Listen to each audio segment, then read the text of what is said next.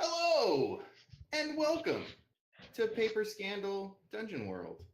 I'm your GM or DM, Kurt, and I have some guests with me today. If you followed us last week, you may recognize them, but if you haven't, Katie, Gidget, why don't you introduce yourself? Uh, I'm Gidget. I will be playing Adelaide Ulari, the wizard. Gordon. I am the wonderful William. Yay. Good job, buddy. Reztez, why don't you introduce yourself and your character? I am looking for my character sheet because I don't remember. Threefort Yundicilian he's a rogue. He's awesome. He's the hero of the day. That's about it. Okay. And last but definitely not least, Handor. Do you ask? I am Hondor, as you have heard, and I am playing Forrest Jedrick. And most of what you heard from the previous castmates is not true about their characters or themselves, except for Gidget. So yay was not true or accurate of portrayal of anything? Except Yeah. for you guys all, Except for- you guys all lie. You're all liars. Well, if you're just joining us, this is Paper Scandal. We are the role-playing game version of Pixel Scandal, and tonight we are playing episode 2 of Dungeon World. We picked up last time with mostly character creation and a little bit of intro. So this time we'll be really digging into who these characters are and why in the world they went to this town that they're in. And maybe we'll find out the name of the town, because we didn't find that out last time. So before we get into it too much, why does anybody do anything interesting this week?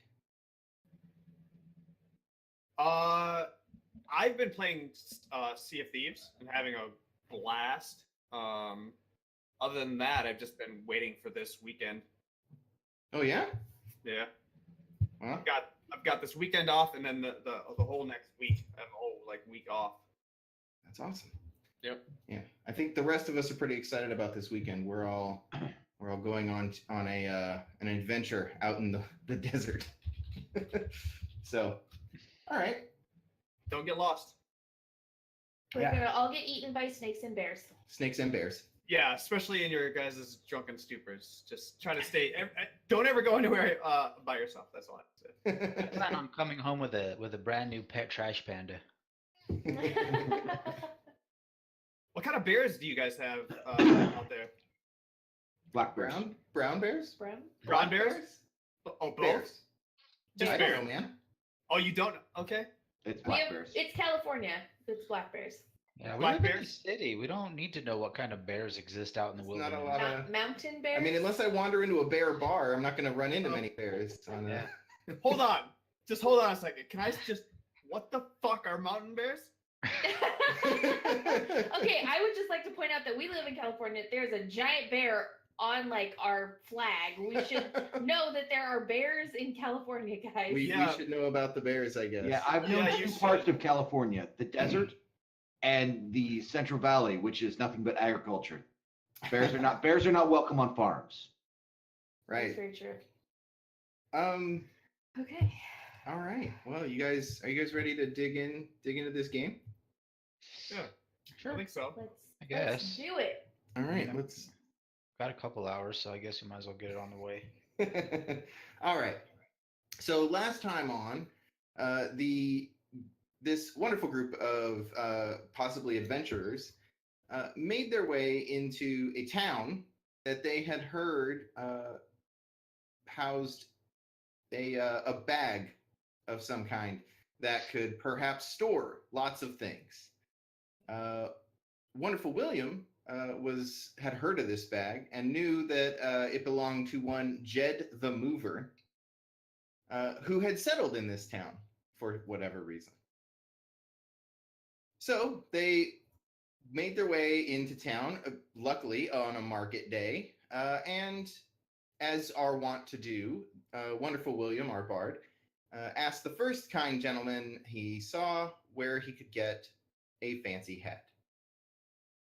The gentleman seemed a little flustered at the question and quickly came up with a name of a completely real and totally legitimate hat salesman, which did not sound at all ridiculous. And offered to guide them to said hat salesman. That's a lot of qualifiers. Yeah, yeah. On the way, one 3/4 Undecillion decided that this gentleman in his red felt cap with tassel and all was untrustworthy and threw a dagger at said person, knocking his hat to the ground. And before Wonderful William could save it, it was trampled by a cart. This enraged the man, and he attacked them with his little pet that was hiding under his hat. It turned out to be some sort of monstrosity of a creature, a combination of many different tiny things,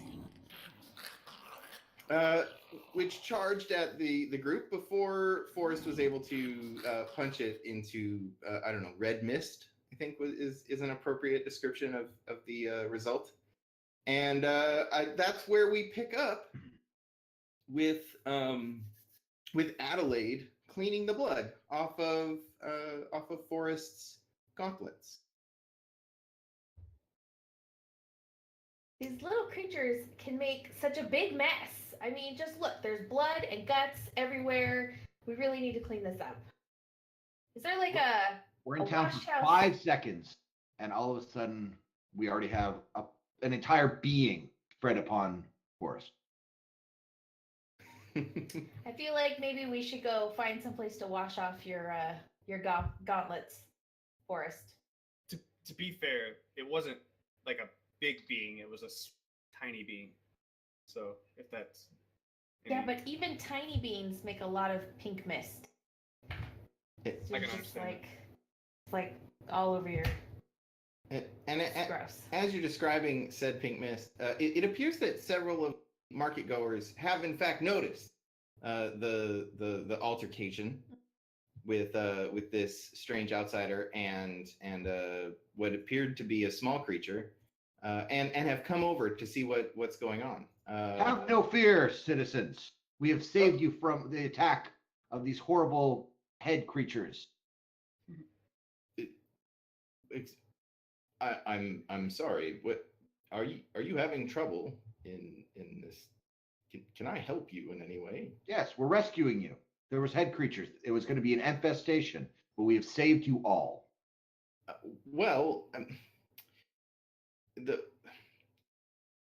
It's typically not appropriate to murder someone's pet on the street.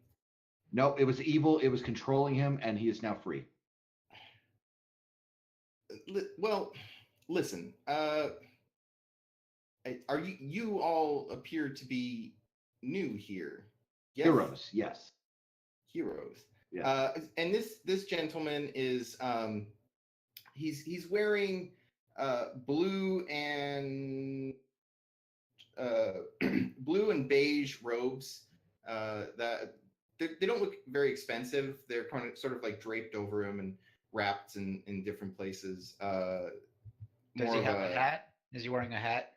He's wearing no cap. In fact, he's completely bald.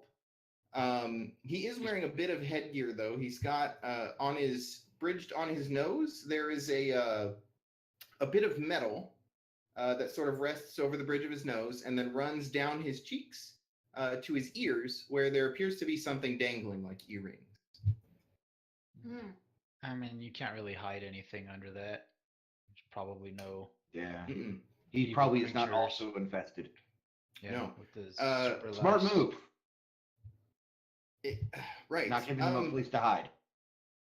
Yes. Well, I think you'll find that similar creatures in this area are many people have them as pets. So I would refrain from attacking them in the future. I don't know what you're talking about. I mean, It attacked him first. Yeah. Did Yes, I did witness the altercation. I mean, I feel like it was kind of self-defense. In fact, there. So what you're saying is your pets have gone feral, and we haven't No. rescued. You have an infestation of feral pets. No. That sounds like a problem, and we are problem solvers. That's not what I'm saying at all. I don't. If you will just sign here, we. Are you presenting him with paperwork? For a modest fee, we can rid your entire town of These these horrible- treacherous That is super that mice. is that is not necessary at all. But So I go, we can clean up your mess, and then I like wave my hands and use prestidigitation to make all the goop get off of Forrest's gauntlets. We clean up messes. Oh my. Are you're by the way, ching! I Yeah. think I think that's actually a great moment to give a little bit more information about what Adelaide looks like, and in fact what elves look like in this setting. Oh yes. Well, elves I think in this world, since I'm the elf and I get to decide, have really dark, like onyx skin. They kind of look like they've been carved from stone. She's very angular in her features. Like sharp Yeah. features. Yeah, like very sharp jaw, sharp nose, very, very sharp features. Very much looks like she could have been carved from stone. Very dark skin, onyx color. Yeah. Well, tell me, are elves common around these parts? They are not super common All right. anywhere. So he sort of musters his confidence and says, "It has been some time since we have had an elf in Andona Cali. Perhaps I could show you to our fountain. Is that why you're here? Have you come to pay homage?" Of course. Y- Yes. Very well. Show me to the fountain. Yes. Please, all of you, follow me. I wish. It's been so long. Please. And he sort of like starts bustling off further into the market. Okay. Yeah. I kind of like nervously look back at you guys and then start following the guy towards the center of town. Okay. Does everybody keep pace or? Yeah, why Yeah. not? Yeah, as long as he doesn't try to lead us through any alleyways or anything. Yeah. No. He seems pretty on the level. And in fact, as you're going, you see every so often you'll see another person dressed almost in identical robes. It appears to be some sort of either a uniform or some sort of group. The clothing is too similar for coincidence. And he leads you into the marketplace, and it opens where it was once like super crowded with these sandstone buildings. It opens into this big round market area where carts and little shops and things line the outside, and then there is a large walking area around a big fountain in the middle. And in the center of the fountain is a statue of a woman who is weeping, and water is pouring from the eyes of the statue and filling this fountain. And the fountain is, actually, you know what? What do you guys do? It's a weird. I'm gonna go start taking the coins out of the bottom of the fountain that people toss in there. Okay, so you're gonna head over to the fountain. Can Yeah. I? Like, there's just all this coins just sitting in here, and I found them. So these are mine now. So you get to the fountain, and where you would expect coins to be in like a typical wishing fountain, there's no coins in the bottom of the fountain. However, around the sides, there are little, I would say, offering plates on pedestals, and there are coins in there. My guy is gonna just basically strike a heroic, like a stoic pose, and just cross his arms, just like with boredom, with his Okay. head tilted to the side as he waits for everyone. Could I try to like discern realities and try to get more information about the area? Sure. What are you doing? I'm trying to recall if I recognize like who this fountain is, why it would be important to the elven race, like what part of my lineage does Mhm. this fountain connect to that I'm supposed to know about because this guy thinks I should Yeah. know something about it. So that actually sounds more like you're spouting lore. Okay. So go ahead and roll the spout lore. I'm going to spout some lore. I rolled a 10. Oh my gosh! All right. I know things. So on a 10, the GM will tell you something interesting and useful about the subject relevant to your situation. I might ask you how you know this. Tell me the truth now. Okay. So you get up to this fountain and you start trying to recall elven lore, things that you've heard about other elves, and how why this statue is so important. Yeah, definitely things that I've heard. Yes. So you recall a story of Andona, the Weeping One. Okay. She was rumored to have closed the barrier between this world and another. And the task of doing so left her in this state. Okay. But the statue, the idol that is Andona, has been left weeping. It continually, water pours from the eyes. Okay. How did you learn about that? Elf school. I think it was probably a story that my mom would have told me growing up. Okay. Like sometime when I had gotten hurt or fallen and I was crying, as like a comfort, mom would have told me a story about Andona the Weeping and why it's okay to cry when you get hurt. Okay. All right. So you know that. Something else. I'll give you something else. A little freebie here. You know, because of that story, you're aware that people that worship Andona consider tears sacred and actively seek out causing tears in others and encourage crying. Okay. They appreciate it. So they appreciate like a show of emotion. Yeah. Okay. Mm-hmm. Okay. Then I'm going to very dramatically, in wonderful magician assistant style, run over to the fountain and kneel in front of it and like lay my head on the edge of the fountain and begin to weep. Okay. Are you actually weeping, or are you like, is this a display of? I am a good actress. It would be real tears. Okay. So you make this display, and I think as I begin to weep, it becomes real for me. Like eventually, it's real tears. like you do the fake cry, but then you need to get yourself there, so it dredges up some. Yeah.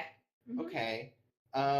So you can see that as you run to the fountain and fall and begin to weep, people are sort of looking at you strangely. Not that you're crying, but that there appears they seem to be there's some protocol that was missed, it seems like. Right. And so they're kind of like giving you looks, but as the tears become real, it sort of moves those people, and they either wave off, or some of them stop and watch and like observe this show of emotion. And when you're through, one of the another person in these blue and beige robes comes over and asks, Thank you. Thank you for your donation. May I assist you in any way? Uh, yes. I need a moment to bring myself together. Could you Of course, Maybe- of course. discuss with the wonderful William what he knows what we need? Of course. Anything. Hats. Um so so he turns thinking, "Oh, well, I don't know a wonderful William," but he turns and sees this fabulous hat and the wonderful Well, visage. evidently. Tell me what wonderful William looks like again. Give us the He- lowdown. He is a very well dressed individual, and has a very fancy hat, very fancy. Can't remember what we opted for. It is what we decided was a fancy hat, but he needs a fancier. Right. It's not the fashion of this town. So he No, needs a new one, but it is quite fancy. he is a lightly skinned and slight builded human, Okay. and he looks very friendly. Mm. So the gentleman in blue, he turns and gestures. Is this wonderful? Is this your friend? It points at William with the big fancy hat. But of course, it's I, wonderful William, here to make everything better. Ah, excellent. Your companion has made a very impressive donation to our fountain, and we would be glad to give any aid that you seek. Why have you come to this town? Well, we are looking for a mystical object which will store many things. A mystical object of story. Well, and he sort of ponders for a moment. What are you doing over there with those coins? Three Fort. What coins? Are there still coins in the like donation plate? There's no coins over here. There's no coins over there. So do me a favor. Why don't you defy some danger for me? You pick however it is. If you're being stealthy, stealing coins, then make a dex. If it's something else, tell me how. And see if you can those coins disappear without anyone noticing. Well, I'd like to aid his efforts. I'd like to kind of spin a yarn and draw attention to myself, Okay. as we've been known to do in the past. Yeah, between the Excellent, weeping excellent. woman and the glorious visage that is badass Billy over there. So I might just toss a little bit of arcane energy into that as well. Okay. And no, I will not. Okay. It will So go you very poorly. all right. So you are you start to do your thing, right? You're gonna draw a crowd, you're gonna get people to look away from you. And so you're describing you're going through your spiel of why we've come to this town and we need this wonderful magic thing, and you do a little bit of shock and awe with your speaking, and the problem is the people whose attention you get are on the opposite side of Three Fort, and so they have to look past him to see you. And so Yeah. So always used to being on a raised stage or something. yeah. Not in this like big open courtyard where Yeah. directions. It threw you off. Go ahead and make that defy danger roll because a couple of those guys in blue are coming over to you. All right. Okay. Okay. So so these couple fellows in the blue and beige robes sort of walk up and say, are you making a donation, sir? Yeah. I mean, these were, I just found these. So yeah, I'll donate these. How does this work? Because I noticed that you don't have any coins inside the pond or fountain, and generally where I'm from, we toss them in. No, So only only tears may enter Oh. into the fountain. You may place. And he's sort of looking at the thing. You get the feeling that he's a little suspicious here. Uh, uh, if you wish to make a donation of coin, you may place it here in in Okay. this pedestal. Put it. Okay. A single coin. Yeah, yeah. I mean, I don't know the custom here. So is this too much? Do you have change? No, that's not too much at all. Okay. Thank you for your donation. And you notice that the other one sort of like walks off, and they start standing vigil at the other coin deposit thing. So they're all sort of like on guard now, making sure nobody's dipping in and taking the coin from Yeah. the donation baskets. Can't trust people nowadays. It's such a shame. But the fellow who's speaking to you says, I'm so sorry. I have to step away. It appears that there's some. I'm needed. I apologize." And he sort of like bustles off to go and like stand next to one of the donation pedestals, leaving you alone in the square. But the townsfolk are still kind of are still there, like staring at you with, yeah. Are there got any their attention? Anybody have any fancy hats? Yeah. Where is your finest hat? You notice. So a woman approaches you and says, "Oh, well, I have probably one of the finest hats in all of Andona." And you see that the trend for women in this area is to wear these sort of like backwards tiaras, almost like they sweep up in the back and have like a flourish, and some of them have like a sort of like a metal ornate feathers and things like that going on. But the gentlemen typically wear these head wraps, and so she says, "What are you looking for? Well, For you or another?" Well, for everyone. Everyone needs a hat. Oh, I agree.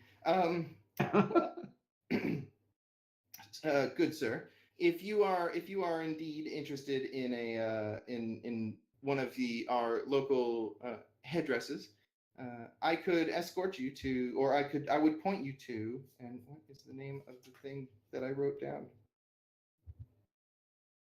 I put it here. I like that you spent time, maybe even a full 10, 20 minutes this week, coming up with hat or hat related discussion. Yes, you'll find that only the finest headwear will be sold at Sunil Trading Company. All right. And the name probably sounds a little familiar. They probably trade back and forth through different towns and things. So. Okay, I have a question. Mm-hmm. Where can I get one of the creatures that you wear on your heads under your hats? No. You would like No. And so she has so she goes, like mine, and she there's, you notice that the belt that she's wearing around her waist is it's not like snake leather, it's actually a snake, and she sort of like puts her hand down and it coils up her arm and like kind of pops its head up and moves around a bit, and you can see that it has parts from other animals. Like the body of it is a snake, but the head itself is like almost like a squirrel's head, and then like a little snake head comes around and wraps up behind it, and it has like these little wispy wings about halfway through its body, and it sort of like goes up and then like flies around her a bit and comes back and lands on the other arm and curls around her. She goes, "Oh, one of these." Sure, something similar to that, yeah. Oh, Well, they're quite expensive, but the finest designer pets are created at Pemba's hatchery. Okay. If Thank that's what you're after. Yeah, I'm definitely made- after a pet. Will you be in town long? They are made to. Sure. I mean, I don't know. I mean, I don't need anything special ordered or custom or anything. I'll just go see what they have available in stock. Well, it seems Ooh, like. off the rack. Yeah, oh, so she like stops talking to him and looks back to William. Well, it seems like some of you are men of taste.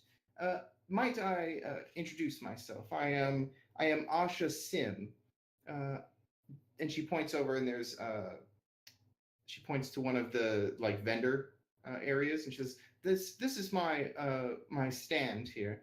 Of course, my family owns one of the largest produce farms, and well, No, of course.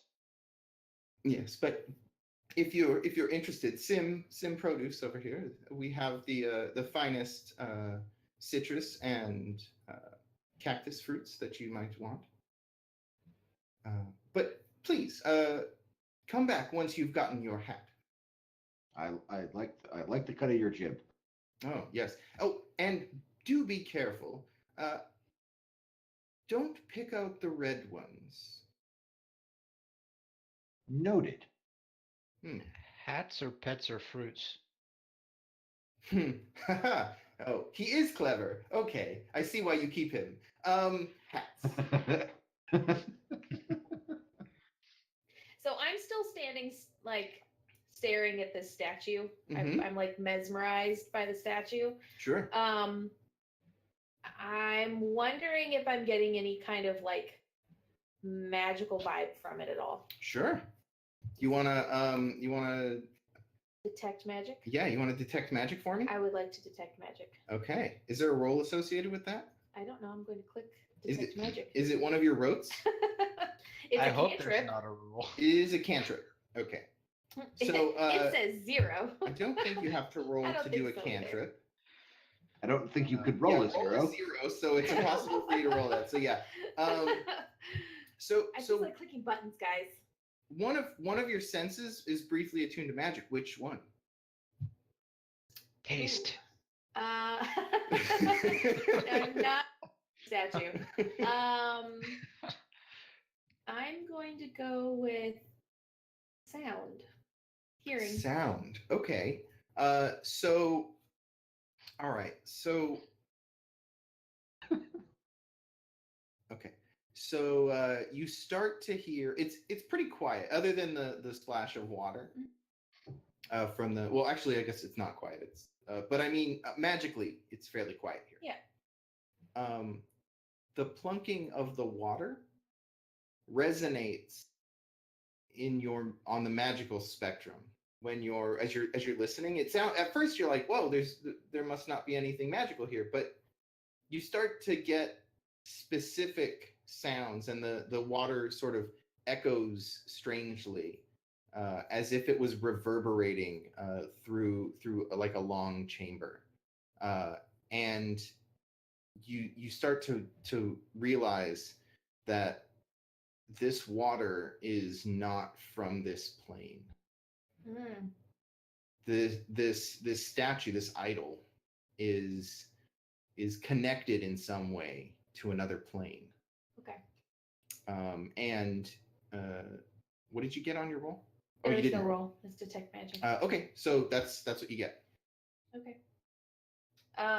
Do I, from my detect magic, can I tell that what it's connected to is the magical realm that I think it would be connected to? Sure. It's definitely this. Well, actually, you know what? Go ahead and spout lore for me if you want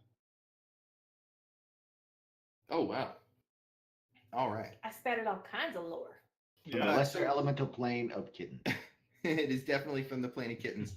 No, so it is 100% pouring in from the the plane of that you would associate as the plane of magic. Right.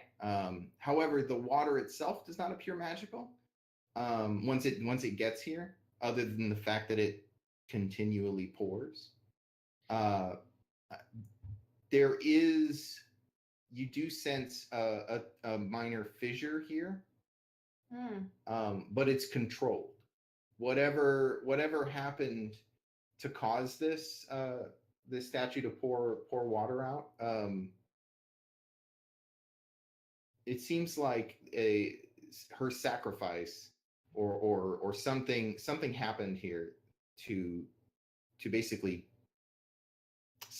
stabilize this rift. Okay. But it would function as a place of power should you want to do any magic here. Right. Okay. All right. So Forrest, you're standing there doing your best to look uninterested in the goings on of the market. It's pretty easy to be uninterested. Yeah. Well, I mean, there is that big patchwork sack that you are pretty sure is the thing you're going to have to drag out of here. But they seem to be filling it with air, and it's sort of like it's filling up into a big like ball shape, and floating like it's like tethered to the ground, and that seems to command a lot of attention. However, a few sort of ruffians, I would say, a few like bigger guys that seem to look, they're staring at you and trying to look tough. Yep. So essentially, like the typical, sizing somebody up, right? That's what you're saying. Yeah. Like every once in a while, they'll like one of them will say something, like jab him back, and this is something that I see. I take note of. But yeah, they're not doing a super good job of keeping. Everybody else is just sort of shopping or trying to look fancy, but these guys are definitely. Do I still have blood on my? No, it is completely cleaned away and pling, shiny. According to them, anyways. Yeah. Well, you said that. Right? You went poof. Well, right. I made it Mr. Clean all the way. That's right. So it would be clean to me as well. Yeah. Mm-hmm. In fact, they're probably cleaner than they have been in a long. Yeah, they're not just like pretend clean. They're like really clean. Yeah. I magically cleaned them. Who's trying to die? So you know what you should do? You should dip them in the tears, and then go punch one of those guys right in the face. Well, right now I'm obviously like, if they're eyeballing me, I'm getting agitated. Mm-hmm. And instead of crossing my arms, I'm just rubbing the metal hand, right? That's got the gauntlet. Yeah, I'm just looking at them going like this. So is this like don't try it, or whenever you're ready? I wish you would. I wish you would. Okay. Forrest, you could totally take them. Okay. I don't know. Those guys look pretty mean.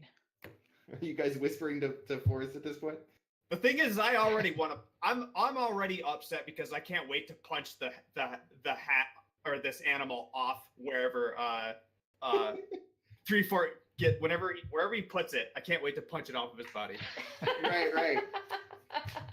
Okay, so you're trying to kind of get these guys to come over and start something. Would you be more pleased if they did come over and start something, or if they went away? Oh no, if they came up to me and yeah, absolutely. Okay, so why don't you go ahead and defy some danger with you know what, you're looking tough. Go ahead and use strength or dex or whatever you're. And the danger is that they judge you unworthy and walk away. Oh really? Okay. Shit just got real.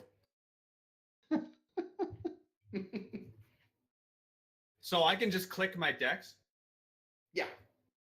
Well, you can hit defy danger if you want. and then it'll ask you if you want to use Dex. Okay.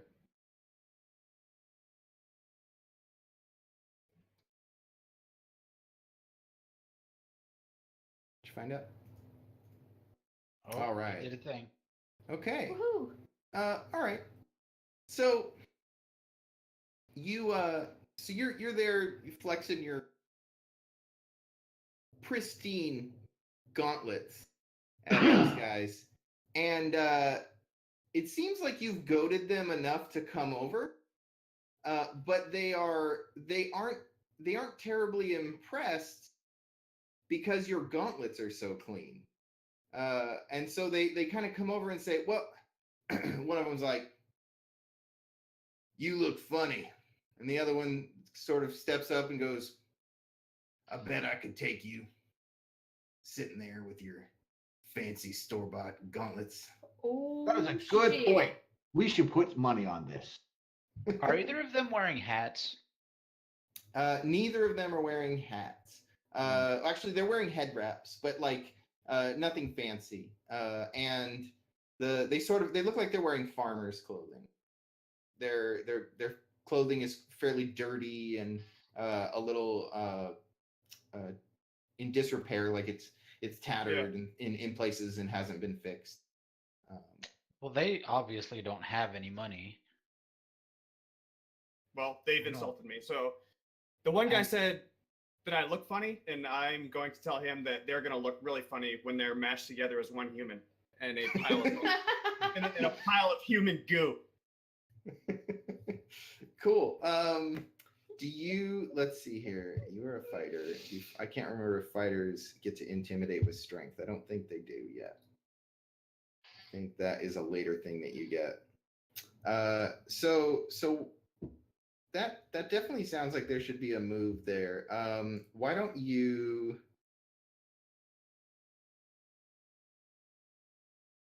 You know what? Are you wanting to sort of scare them at this point, or like what do you want to get out of that? Well, I just told them they were going to look stupid Yeah, when you turn them into one human being. when I turned them into a single human ball. A reverse fine. two-headed ogre. Are Yeah. you hoping? Are you Are you hoping that taunting? Are you hoping that they'll and like leave? Like that? Are you trying to be scary? That's I don't know how else to put that. That's just plain as day. That's Okay. what's going to happen. Well, Yeah. basically is your goal to goad them into fighting or for them to leave? My goal is to go think goat them into fighting or Obviously, he annihilate wants them. Are you obviously he hoping for wants them to to throw fight. the first punch? What was that? He said obviously he wants them to fight. He called them over.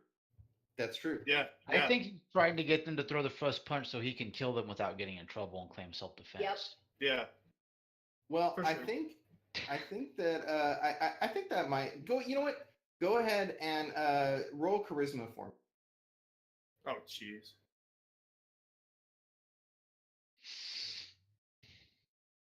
Okay.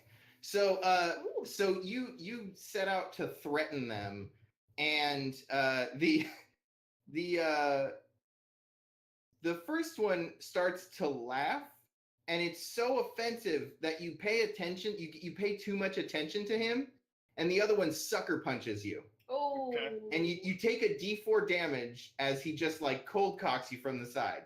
Okay. So go ahead and roll a D4 for me. He has no idea how to do that. Is it the / roll and then space And then- D4? Yeah. Okay. Ooh. So you subtract your armor because you're so instinctive that you get your gauntlets in the way a little bit, but bam, he just clocks you for you lose three health. Okay. Oh, And man. and yeah, now they're both squaring off on you, and the other one's trying to get around to. What was that last part? So they're squaring off on you, like the one that cold cocked you is on one side, and the other one's trying to scoot around to sort of flank you. What are you gonna do? I'm gonna try to punch the one dude's head off of his body. Okay. Why don't you roll hack and slash? Oh, Oh my god. Okay. So these guys have obviously got you a little bit off your game, and Yeah. you go to swing at him, uh, and his buddy sort of like kicks at your knee behind you, and so it like knocks you to the ground a little bit. Yeah. And so now you're on one knee, and the other dude just like like cold cocks you right in the head. So can I have heard all of this commotion going on? Oh yeah, everyone in the marketplace is starting to take notice that there is now a fight in the middle of the market square. So why don't you take another d6 of damage for me, Ooh. as this dude just like knocks you right across the head.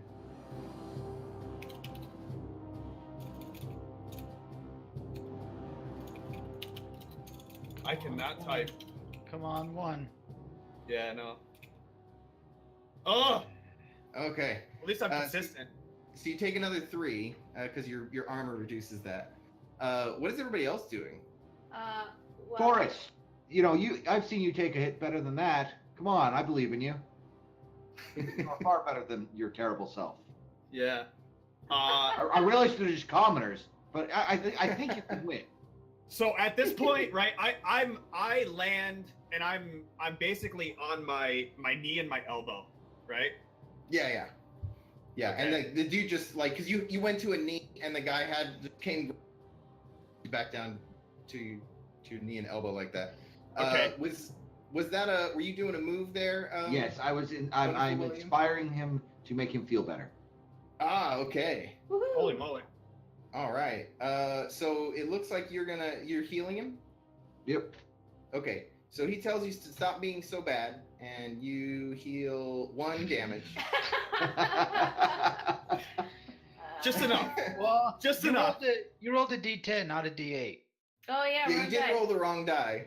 Oh, sorry, too much I'll KDM. give you the benefit of the. Go ahead and. All right. So his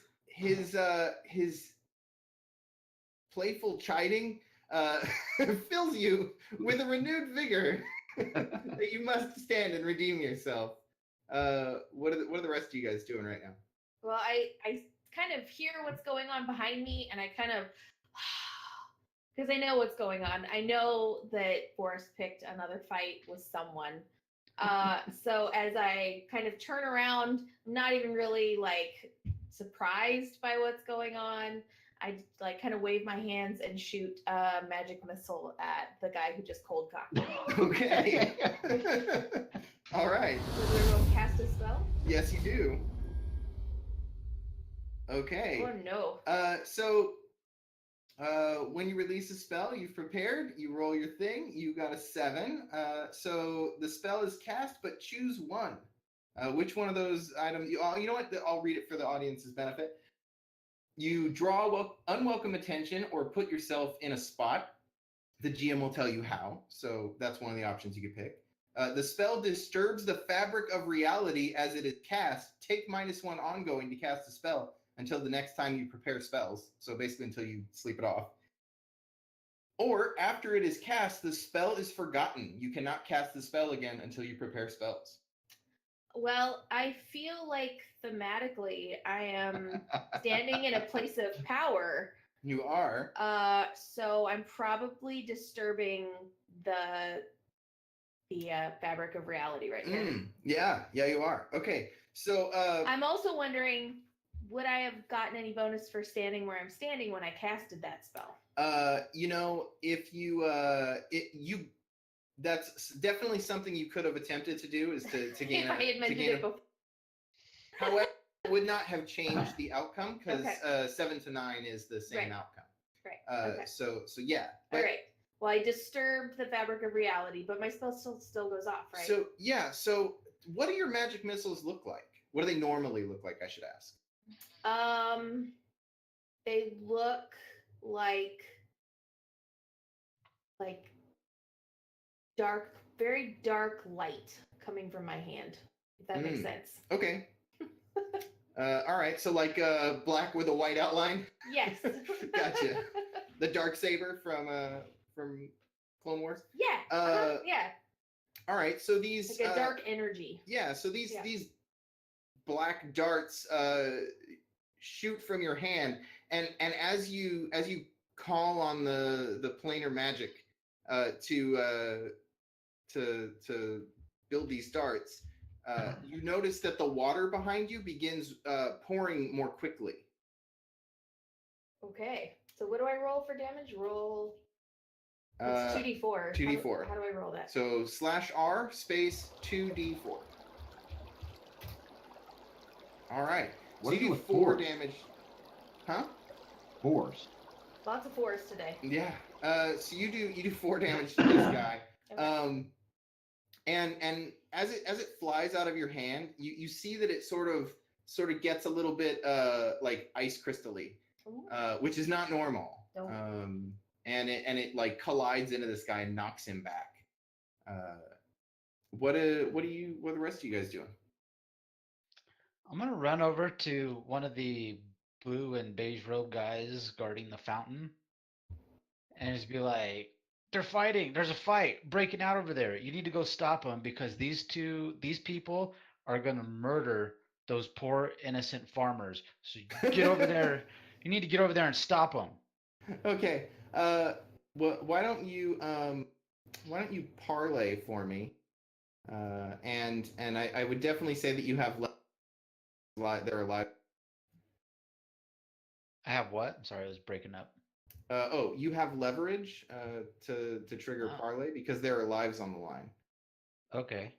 So how does that? So just roll Factor parlay. Okay. Boop. Ooh. Ooh. Okay. I don't remember you. Oh, jeez. So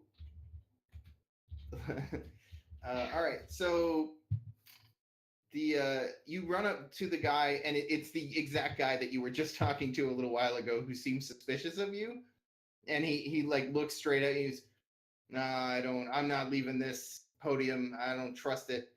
In fact, you get out of here. I don't want to see you around here anymore. Shoot." But you're farmers. They're gonna die, and then you won't have anybody to farm your farms. Shoot. Okay. Shoot. Damn it. All right. And so he's like, get away from here. And as you're walking away, you notice he does like point to some other ones, and he's like, quick, go, and like a couple other ones like go to run over, but it takes them a little longer to get over there than you would have hoped. But this guy is definitely keeping an eye on you now, and you see like everywhere you go, he's like staring at you. What's your name, soldier? The guy in blue. Yeah. Rank and identification. Tenzin. Tenzin. I'll remember you, Tenzin, for letting your civilians die unneededly. Yeah. It looks like they're doing just fine from here. Looks can be deceiving, sir. In fact, 2 gold says that they both die. Get away! Get out of here! Your loss. Forrest, what are you doing? The dude that cold cocked me, I'm gonna turn around and I'm gonna Iron Man his ass with my gauntlet. Okay, so the gauntlet like flies off and hits him. Yeah. Okay. Why don't you roll the hack and slash? Okay. So the gauntlet, like you turn and like throw the gauntlet at this guy. What does that look like as it shoots off your wrist? I wanna never mind. So it looks like just like an iron fist, like how you'd imagine a fist. It basically covers my hand. Mhm. And actually, as a matter of fact, I don't even have phalanges. It actually is. Is it like are you holding like a pole? No. I mean, like my hand is gone at the wrist. That metal part. Oh, of you my- don't have a hand. Yeah. Oh, Okay. okay. All right, So- sweet. So it's just like a metal fist right here, and Yeah. then it just flies off, and the chains. Exactly. Okay, so this is the guy that just got knocked down by the magic, right? Yeah.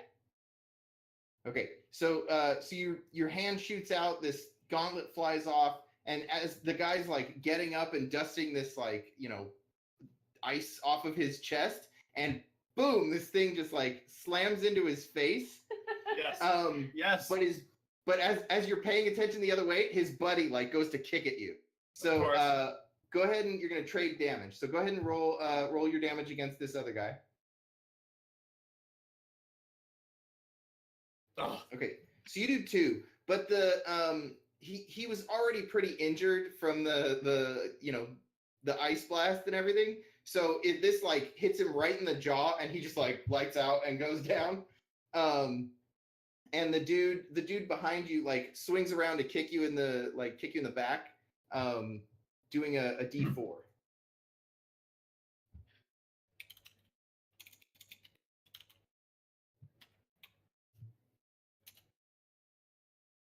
All right. All right. So I'm gonna try. Oh, go ahead. So I'm gonna try to encourage the crowd to get on Forrest's side. That he's the hero of this, and look at how amazing he's fighting, how entertaining this is. Okay. And those commoners are the whole problem, and he's saving us from them. Okay. And they're ruffian. Forest, Yeah. forest. All right. So you're trying to turn the crowd. What? Let's see. You're not really parlaying with the crowd. Defy danger for the guards that are gonna try to arrest Forrest in about 3 seconds. What about That is aid?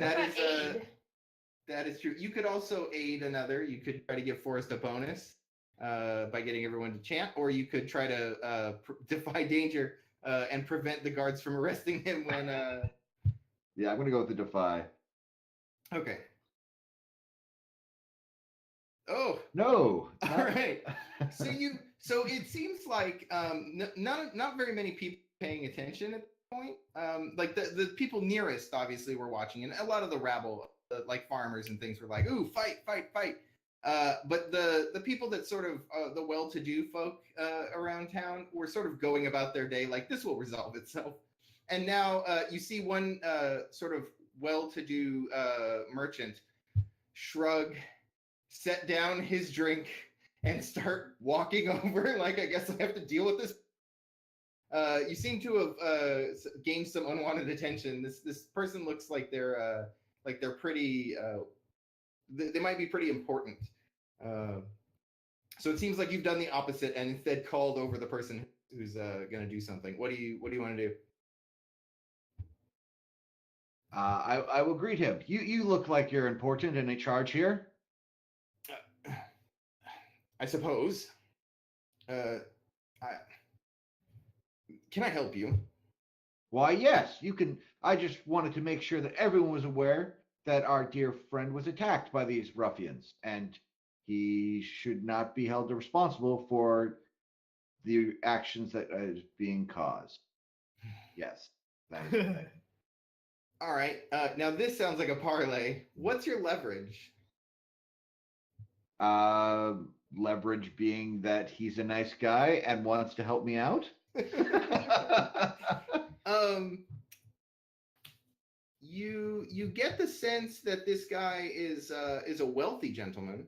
Yeah, I will hand him some monies. You flash some coin. Yeah. Okay, you don't have to give him coin, but just the fact that so you're gonna try to bribe him, basically. Yeah. All right, so go ahead and roll parlay. Oh wow. Okay. Oh dang. So you. He just tipped his hat and there was money in it. So he looks down. Is that what happened? You tip your hat and there's money? Yeah. Okay. That's where I keep the money, obviously. Yeah. So he looks down, sees the coin jingling at the bottom of or tucked into the bill of your hat, and he sort of nods and says, "Very well, we'll give it a moment." So he stops and stands by you, and he sort of 5 on the big one. So he's So now that William has the undivided attention of said shopkeep who has left his stall Oh, good. unguarded, Mhm. Jesus. I'm gonna go take a look at his wares. Okay. Sure. So you get over there, and it appears to be it's like it's a stand, obviously, but it's in front of another shop that looks like it's usually it's got a pretty nice storefront. So you get over there, and there's a big sign that says Sunil Trading Company, Oh, it's this Oh. place. and Johnny Sunil. yeah, and there's a lot of like fine clothing items in his little stand. Ooh, is there like a hat? A nice Uh, hat? It There doesn't have to be the best hat. Just what's outside on display and on the front booth there. Sure. Yeah, there are a few. There's a few like mannequin, or basically just wooden dowels, and there are the head wraps that have been sort of like done up on there, so you can see what they look like done. And then there's several of them that are like hung as scarves, basically. But they appear to be these super long scarves that are wrapped in a specific fashion to sort of give a textured look. Okay, so I'll just grab one at random and just kind of wrap it around my head over my hood, Oh, good. and then gracious. walk over Okay. next to William and the shopkeeper guy and just kind of look around like, hey, so what's He's going on? gonna- How's Forrest doing? Does you're that gonna look? s- Does All that right. look legit? Did he tie that right? I'm just saying. So do you grab one that was already wrapped and you just like carefully get it off and put it on your own head, or do you Yeah, take one yeah. off the rack? I'll just take one that's already on a mannequin and just kind of set it on top of my head, my hood, and just Okay. walk over next to William and the shopkeeper and be like, "So how's Forrest doing? How are we doing here?" All right. So okay, so you stole his thing and then walked up to him wearing it. Well, I didn't steal anything. You know, Found it. This- It was just sitting there. this this feels like a golden opportunity. So he's gonna turn to William and say, "Is this one with you?" Who's really with anyone? So he sort of like nods, and he says, "My price just doubled." And he looks back at the fight going on. Wait, which one are we betting on? 5 on the big one. He's Which- referencing Forrest is the big one. So what is the Okay. what is the other combatant? Are you gonna bet currently against doing? your friend? Throw the fight. Yeah. Take a What was that? dive. What's the other guy currently doing? Well, he had just kicked Forrest in the back, and now he's sort of like squaring off and backing up a little bit so he doesn't he's get. so he's got his back to me then. Yes, he definitely has his back to you as he's trying to. He's got his guard up because now he knows those fists can fly at him, so he's like trying to make sure he doesn't get hit. All right. Well then I am going to Stab him in the back with your dagger. do a cool like flourish with my staff and like hit him really hard in the back of the head. All right, so you're just gonna walk up to him and hit him, Yeah, or you but gonna like, with a run cool... and it's really cool. Yeah, yeah. Is that Okay. is that Well, called let's- shot? Is that called shot head?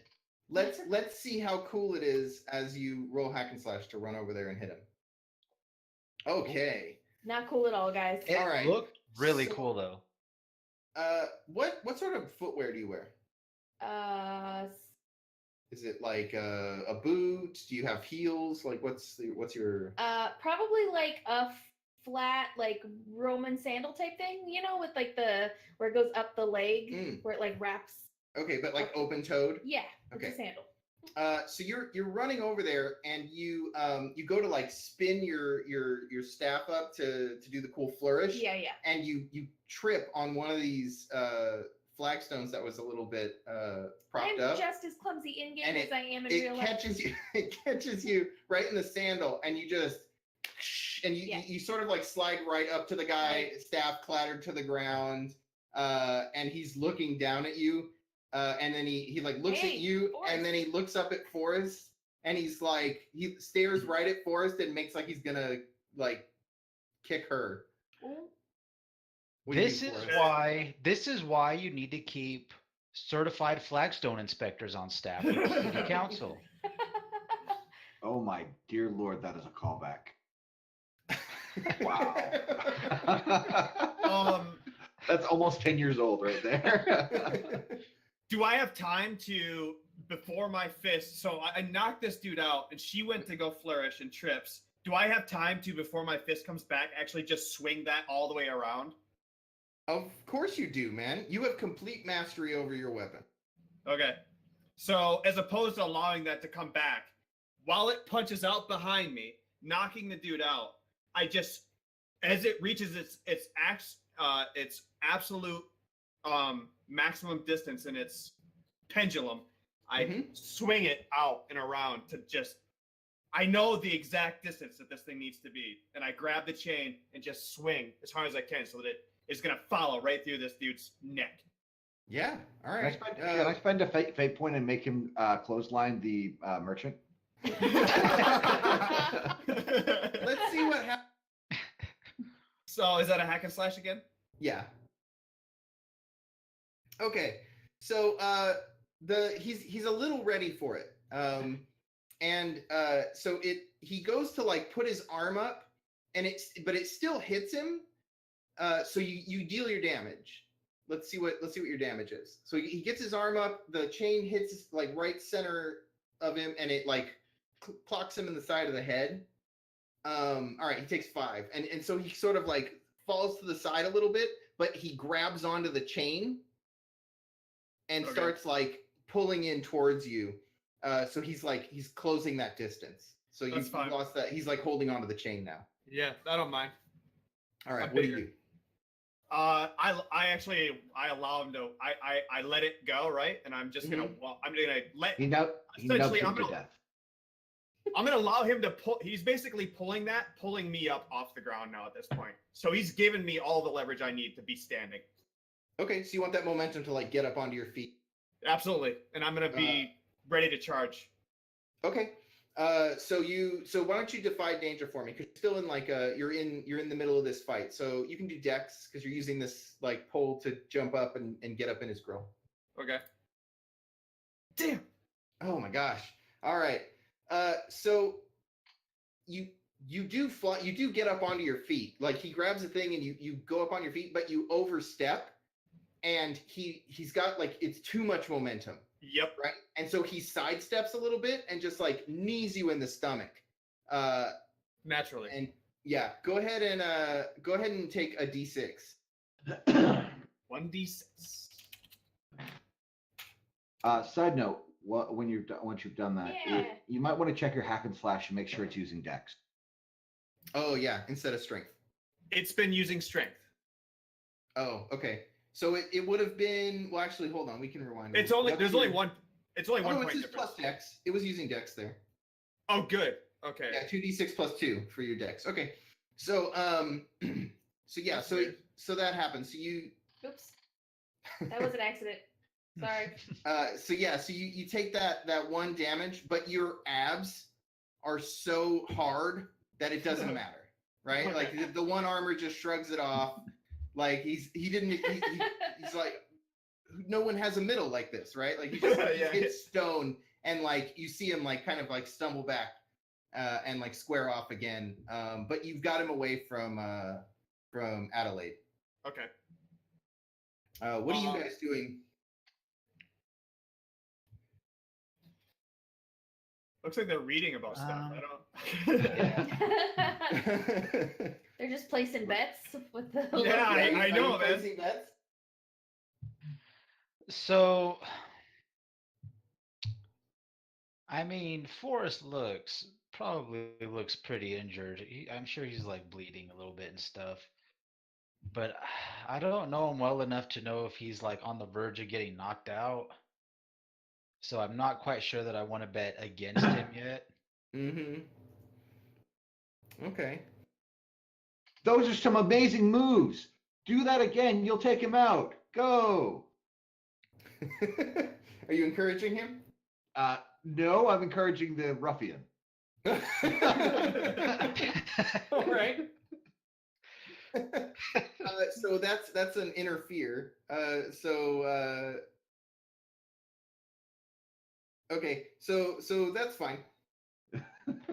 So let's see. 5 All gold right. on the line. So we'll say instead of aid, you instead give him a -2 hack and slash with this guy, because that's or do you want to Wait. give him some bonus to damage to the other guy? Let's go with the -2. Okay, so Forrest has -2 to his next hack and slash. Unbelievable. Okay, so the guy is standing in front of me. I'm on the ground. Yes, right? your staff is clattered away. Is he within reach of me? Like his ankle? No, well, no, because he sort of backed away from you a little bit, because Forrest sort of interposed. Okay. Sorry. You could about that. get to him, like you could get to him, but you're gonna have to scramble over there. Do you want to like clamber along the ground to get to him? Yeah. Okay. Sure. So you get the feeling that because you're prone and you're like coming up to him, if you miss, it's gonna be a little more dangerous. Okay. Okay. What do you want to do to him? I'm going to reach out and grab him by the ankle and cast Charm Person. Okay. All right, go ahead. How did you get a 0? Oh, because I didn't put the modifier in there. Sorry. Hold on. How do I? Yeah, but even still, you can't get a 0 on dice. So I think you're not using your Rolling- actual castings. Yeah, I think Oh, you it, have. says, it says 0. Well, you don't. roll I think D4. you have to use the cast. Cast spell. a spell. Oh yeah, I clicked the wrong thing. Yeah, you cast a spell, Cast spell. Here we go. Cast spell. and you have -1 to this There you go. from your Oh. earlier thing. So that's an 8 still. Yeah. Okay. Yeah. So you get a hold of him. So I and- grab him by the ankle.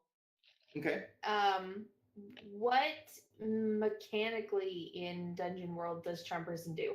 Like, do I have to out loud tell him what to do? Is it a mind link between my mind and his? Like, how does? Professor How does- Xavier. Yeah, is it like? Well, obviously I know what it does, but for the audience, let's read it. The person, not beast or monster, you touch while casting this spell counts as a friend until they take damage or you prove otherwise. Okay. So but he that suddenly becomes a buddy. That didn't answer my question though. So what was your question? Do I have to verbally say anything to him to make him my friend, or does he just become my friend? Well, actually, when you cast a spell, do you have to do anything to cast the spell? Does it require like verbal components? Yeah, let's see. Where's the cast a spell move? It's great radio, everybody. All right. We're going to learn together. All right. When you release a spell you've prepared, roll plus int, on a 10 plus, the spell is successfully cast. If you do not forget the spell, you may cast it again. All right. On a 7 and 9, it is cast. You do some stuff. It does not say that you have to say anything. So, no. You just touch him. Okay. Cool. Cool. So now this- so you touch this guy, and he sort of like he blinks, and he looks down. He goes, "Oh my god!" And Donna, forgive me. I nearly stepped on you. I'm so sorry. So, I mean, my guess is Forrest and I know each other pretty well. And Forrest knows I'm distracting him so that he can cold cock him while he's distracted. Forrest knows these things. He should. We've known each other long enough, right? Mm-hmm. Absolutely. Yeah, I would think so. All right. Well, what are you doing then, Forrest? I'm gonna punch this dude in the back of the All right, go for it. Except, what I'm gonna do is Oh, sorry. And you have to pick something from that list that happens. I mean, obviously, I'm still really close to the well, so I've also disrupted the fabric with this. Okay. spell. So the you guys everyone starts to notice that the water in the fountain is rushing a little bit, and it's sort of like lapping at the edge of the top of the fountain. Okay, go on, Forrest. okay. So I'm gonna try to attempt something else cool that I just thought of that may end up being horrible. So the idea is, as he turns around, he's still got a hold of my chain, right? Yeah. As he spins around, he's spinning, I'm assuming, away from me. Mhm. So I'm gonna whip the chain so that it then grabs both of his hands are now like this to his body. And so the idea is I'm gonna tighten this up, yank the chain, and kick him in his ass. So that I'm gonna 300 kick him as I pull the chain, so his whole body comes off from underneath him and he slams into the ground. Okay. That's the goal. All right. Give me some hack and slash. And the question is, what happens when you roll a 4? Minus You 2. have -2. He doesn't get any bonus for me helping him. You want to aid him? You know what? The spell. I'll let him take a +1 for aid. So you only have a -1. Yeah, you have a -1. Yay. See how this goes. Yeah. Okay, so an 8. That's so you're gonna trade some damage. So or some other negative outcome happens. Yeah. So yeah, so you kick him in the back, and like you swing the rope, the thing around. He's sort of looking down, and he's holding it here, and you swing the thing around, and it loops around and catches him like this, and he's completely caught off guard, and then bam, right in the back, he just like shoots out, his feet shoot out from under him, and it like pulls on his neck, and he lands hard on the ground and just like lays there. He's completely out. But the it seems like your chain is a little loose. You're gonna take a -1 forward. So the next hack and slash, you're gonna have a -1, or until you can like get some time with your weapon. Okay. I start to like pull myself up off the ground, dusting all the dirt off of myself from being on the ground. Go get my staff, and then go over to William and Threeport and what the hell? You guys were absolutely no help. I was cheering him on. So the fellow that was next to you. I'm counting out his stupid coins. Yeah, he says, it seems like the lot of you. Shall we take this into my store? I like the way you think. Yeah, looking around, I see like the crowd is giving us a lot of attention, unwanted. So yeah, guys, let's go ahead and go inside. Let's go indoors. Show's over. Next show is at 2. Come on, Forrest. Let's get your hand put back together. Get your hand put back to. So you into Sunil Trading Company. I think that is a perfect time to take a little break. If we want to take 5, get some water.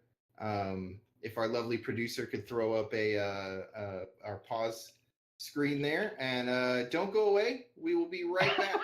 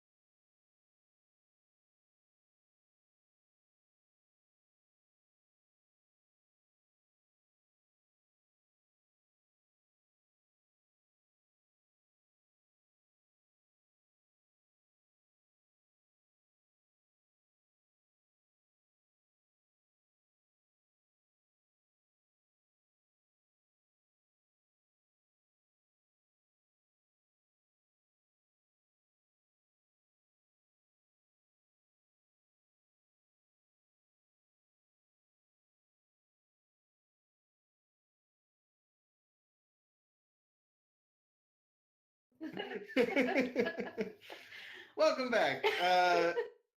Out. Thank you so much. Cheers. We are ready to go. So everyone is following this fine fellow into his shop, Sunil Trading Company. As you pass through the several scarves and cloth draped Ooh, scarves. in his little stand, there's a finer storefront behind. This stand obviously isn't always here. It's clearly for market day. And as you enter, the everything inside is a little nicer than the typical things outside. You still do notice that the doorways are almost completely solid, or they look like they would seal completely. And most it's really difficult to get doors to have a solid seal. And this it seems like almost every building in this town has taken the effort to have a nice solid seal on their doors. And you step in, there are like wooden mannequins with clothing draped over them. There are very fine caps, and of course several headscarves and very fine what I refer to as reverse tiaras, headdresses that are typical among women. He also has several cases that have those metal sort of jewelry that you saw people wearing. And now that you're thinking about it, everyone that you've seen in this town is wearing one of these bits of metal jewelry on their face. The men and the women? Yes, everyone wears them. Okay. I need one of those facial jewelry apparatuses. I will trade you this scarf hat for one. I believe it's called a face dress. A what? You Face have, dress? Yeah, face dress. unfortunately, you have yet to pay me for that, Pay for what? but I would gladly sell you a tierlet as well. Oh, is that what you call the face chains? Dress. Yes. Face dress? Okay. How much are Uh, those? Depends on how fancy you want it to be. If you're looking for something a little more drab, you can of course go to one of the other stores, and I'm sure they'd be happy to help you. But if you want the finest of things, then we carry several jewel encrusted tierlets, or some simple ones etched. Are you in the mood for silver, gold? This guy's very smug. Okay, how much, like, what's the price range? What are we talking here? Well, should have come up with prices. How much are things in this game? I mean, speaking of prices, did we have starting coin? I don't remember us discussing that. Yeah, it should be part of your monies. I think you had to choose to have starting coin or not. Oh yeah, you might Yeah, have chosen to have some. I have no We money. did. And, Yeah, we and all- I think you haven't checked your pockets yet, 3/4, but you probably have some because you hit up the pedestal. Yeah. I I mean, I did put one coin back in the thing. right. A modest tierlet goes for about 3 coin. A very fancy tierlet is upwards of 10, 15 coin.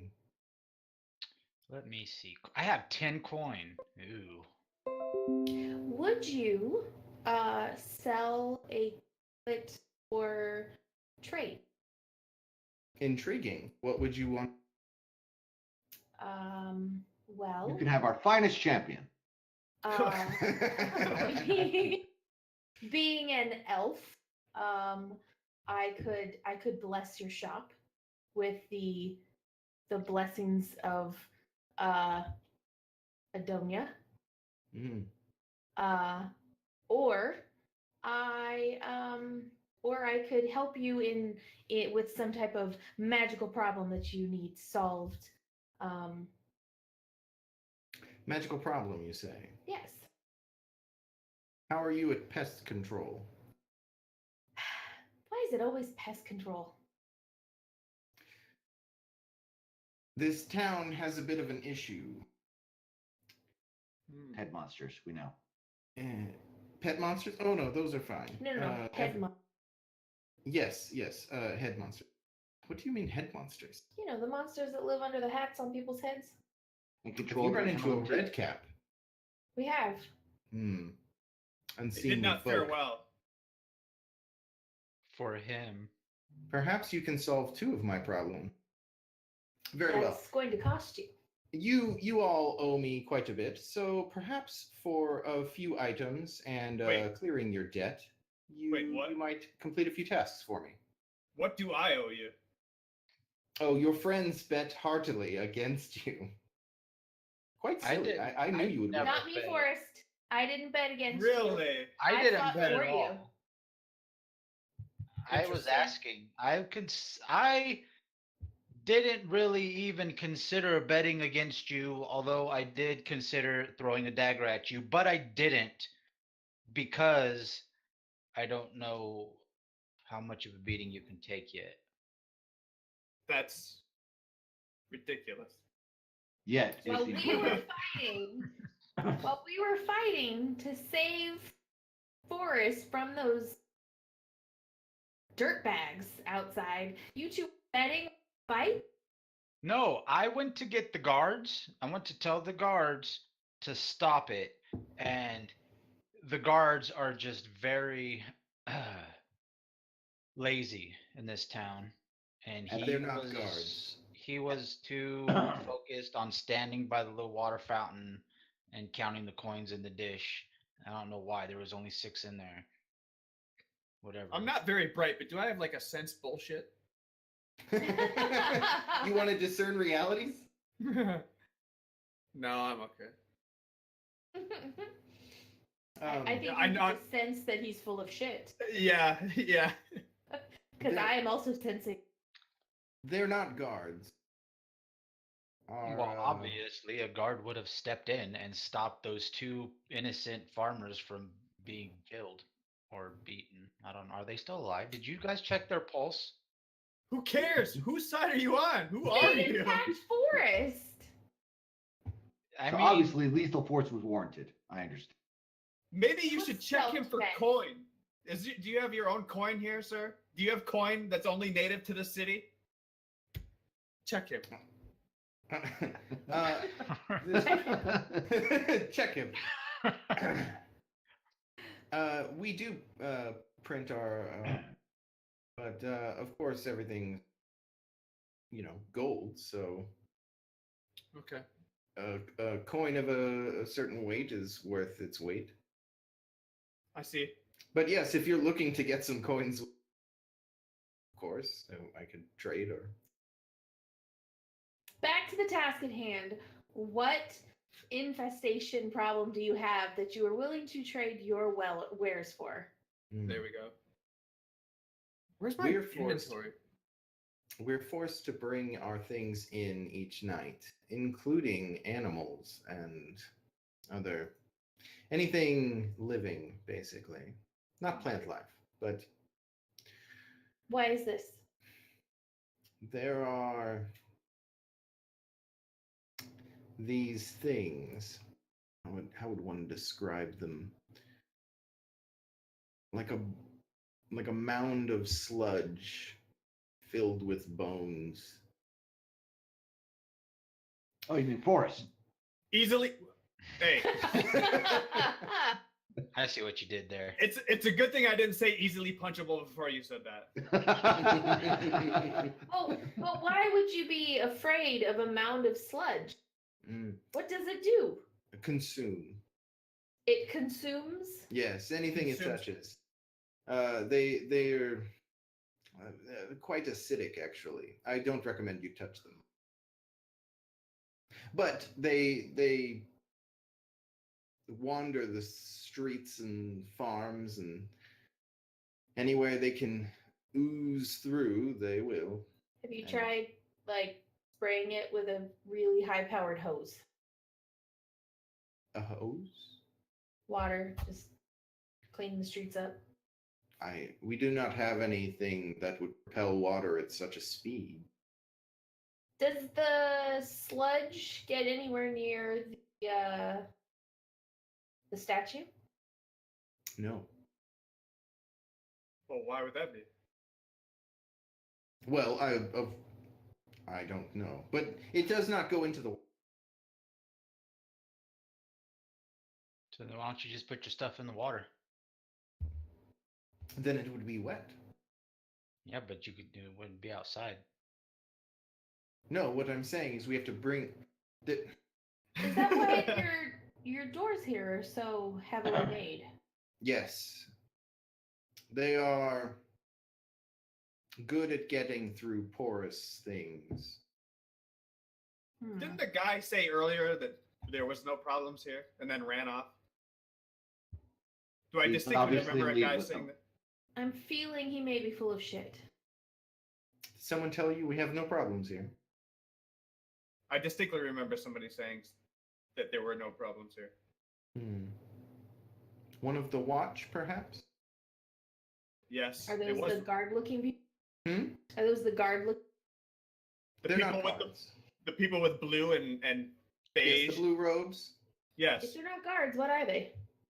Oh, they've dedicated themselves to maintaining the fountain and taking donations for Andona. That's all That that they do. explains it. Okay. Okay. So, if we take care of your, Yes. you will give us spares. Well, first I'll forgive your debt. I have no debt with you. I'm sorry, I'll forgive your friend's debt. I have no debt. And I didn't bet. perhaps I will, depending on what you're looking for. I want that one. What do you point at? One that's like really pretty and ornate. Like simple or covered in jewels? Probably simple. Very well. Fine. Which one do you want, Three Fort? Which one did you point at? Which The, one? the simple, pretty one right there. Oh no, that doesn't do it all. I need a black. It has to be black to go with my brooding shadows on my face. Can you see If my you're face? interested- No. If you're looking for something black, of course we could stain something for you or etch something for you. But if you're looking for something of a lower caliber, there are iron. Like, do you have any tarnished silver? Just something that hasn't been cleaned, polished for a long time. That turns black eventually. You would like Just a silver one. I'll just stick it in my bag until it's dirty. Very well. Yes. Provide you with a silver And forgive William's debt. and forgive your friend's debt. And I'll even let you keep that headdress you stole. What headdress? So you work with metals, right? I know people that do. Oh, who are the metal workers in town? He keeps them all written down. Right below. Here's Yes. a ledger. Hold on. Let me pull up my. Boomy is a fine metal worker.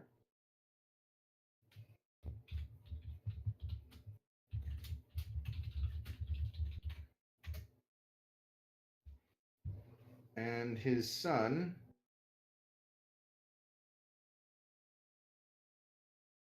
Hando. How old is he? His son? Yes. He's mature. I don't follow him, but teens. Okay. Has anyone ever fought the sludge and destroyed any of it? It's very hard on their possession. We typically try to avoid it. They do nothing to stone. That's helpful. All right. Well, but anything cloth or wood consumed, bone especially.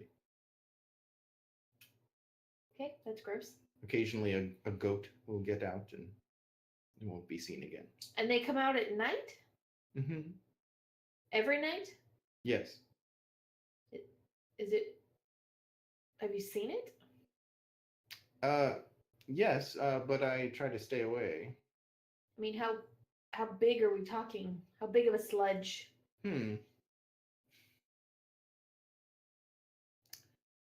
Well, if a horse laid down, it'd be about that big. That's a decent sludge. Mhm. That's a big thing, a sludge. Okay. They have grown. They were not Probably always this because- size. You say they. How many of these sludge monsters are we talking here? I don't know. I've not counted them. Perhaps you could find out where they're coming from. Yes, Okay. absolutely. Has anybody tried burning or licking them? Ooh. I would advise against licking them, but perhaps fire would work.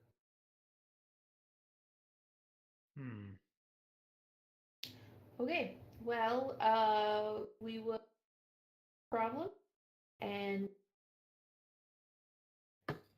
I'll be here. right. Shall we try to find some rooms since we're obviously going to be here for There is a hostel, gentlemen? or if you prefer nicer accommodations, you may. Any place with something soft. I'm sure they have a stable. That'll work. There are stables, but they are quite full at night. You know, with the oozes out. Ooze. I'm sure Okay, well- somebody will give William accommodations. Maybe I'll just mooch off of that. He is wonderful after all. Hmm. All right. Well, thank you so much. Good luck. Thank you. Oh, if you do find out where it's coming from, if there's anyone responsible, I'd love to speak with them. Noted. That's interesting. Okay. All right. Off we go. So we're out of the shop. Do you guys have any idea how to kill the Wouldn't it just be easier if we just left? Probably. We could do that. It's an option. But then I won't get my pretty face thing.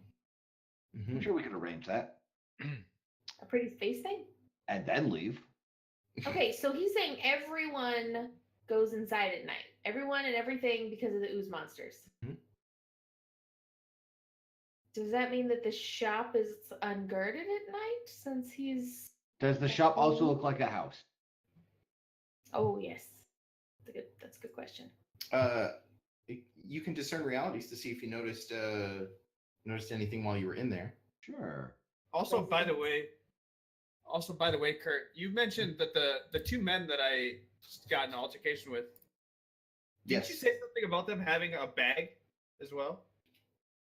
No. No, Oh, there was nearby. There is what one might describe as a hot air balloon in the middle of the market square. yeah, that's what it was. And but weren't they carrying it? That's you. Yeah, yeah.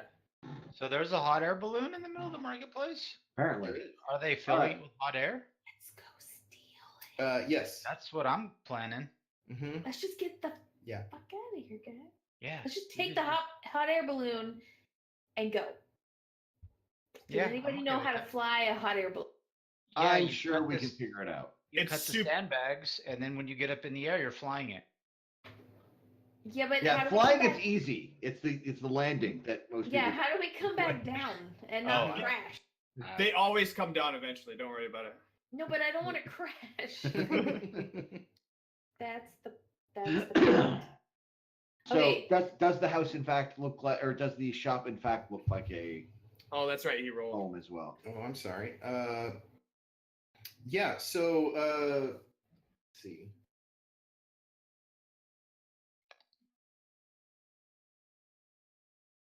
Yes. What is here? Yes, it appears in the back of his shop, and you could hear. I got sound. about one word out of that. Yeah, you were Oh. cutting out for some reason. Sorry. Oh, okay. Towards the back of the shop, there were some stairs, and you could hear sounds of like a family upstairs. It does appear that perhaps he lives above the shop. And when you get outside, you can see there's some windows up there, and it looks like they're dressed more like a home than a shop. So Towards the top. though. Probably not a rob the shop. Well, we could rob the shop now. Yeah, I mean, Right. he's gonna be upstairs with his family and distracted, so he could probably still rob the shop. Am I here for this? Yeah. Yeah, you guys are all together. Forrest, Well, You Forrest, guys did- or We're talking say into anything. hypothetical here. I'm just gonna point out that Adelaide's the one who brought this up. So before you poo-poo all over her idea, your best friend's idea, it was her idea. All right. I'm just And gonna. we're being supportive. My guy. All I'm doing is just a massive sigh, and then I'm fine. No, but what I'm saying is, couldn't I? None of those words. Not one of them. Oh, not picking up any words. I don't think it's a picking up. I think it's you're actually cutting out. Oh, okay. Any better? Hmm. Are we cutting Yeah. out still? No, you Okay. should be good. So what I'm thinking is I cast invisibility on 3-Fort, and he sneaks in there. He steals some cool stuff, Mm-hmm. So far, I'm brings liking it it. back. We Okay, I get can in do the that. hot air balloon, Mm-hmm. and somebody I else's problem. charm the driver of the hot air balloon to take us away. Hmm. I can't see how this could possibly go wrong. All I need is a nap first.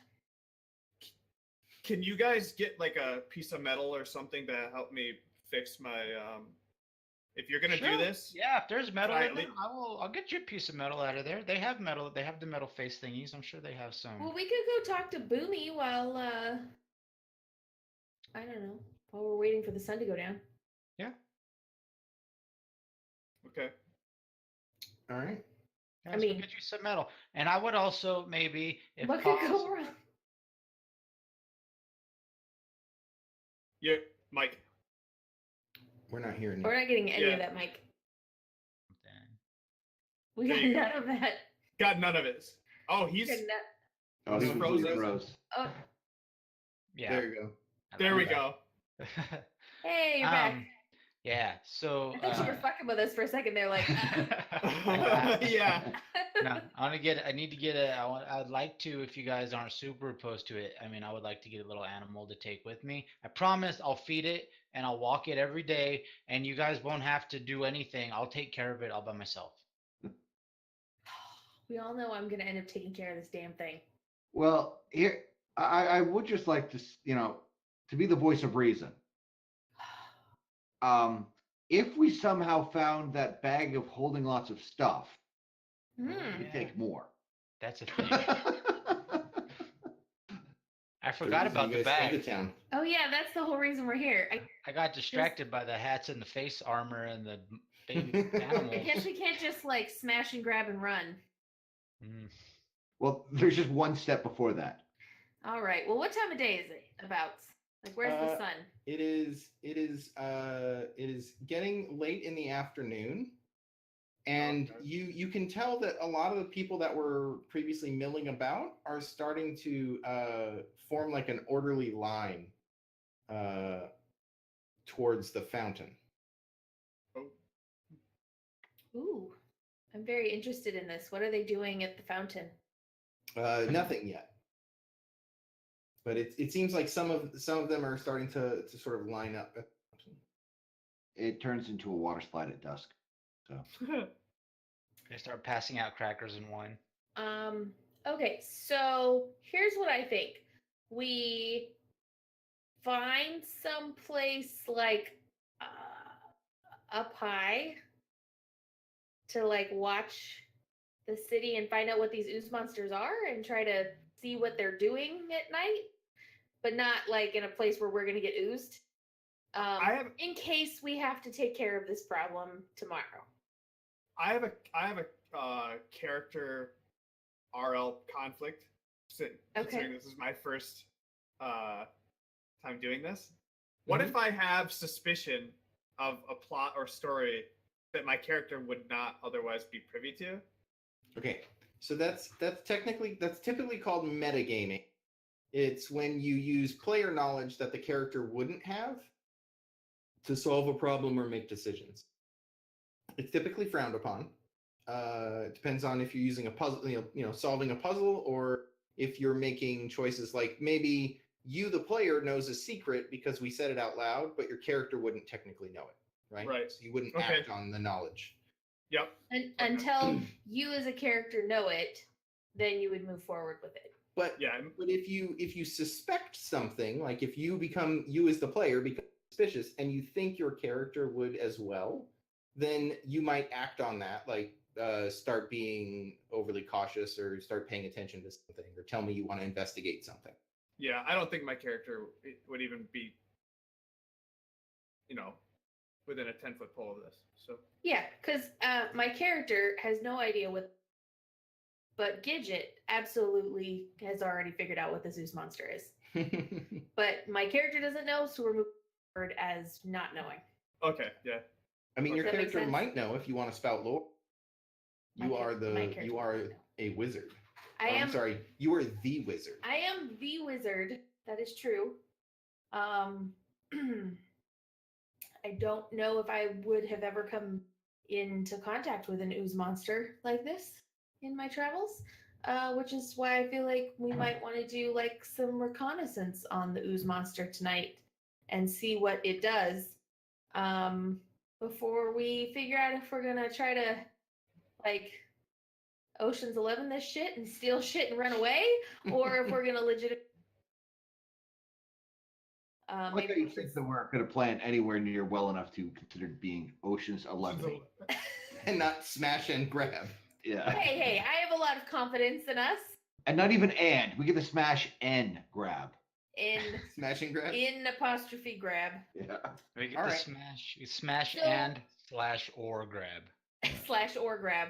We're versatile like that. So what I'm wondering is, standing here in the middle of the street, kind of looking around, do I see a place that would be good to like hold up for the night to be able to watch what's going on outside? Why don't you discern realities for me? Okie dokie. Oh, wow, nice. I discerned all of the realities. Oh, yeah. So you get to ask me 3 questions from that list. Okay.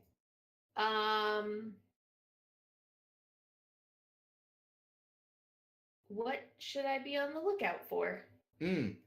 So you remember those guys that you beat up? Mm-hmm. So you see them talking to a couple of bigger guys wearing red fezzes. Retro. And the one farmer drops like a coin into his hand and points towards you guys. Okay.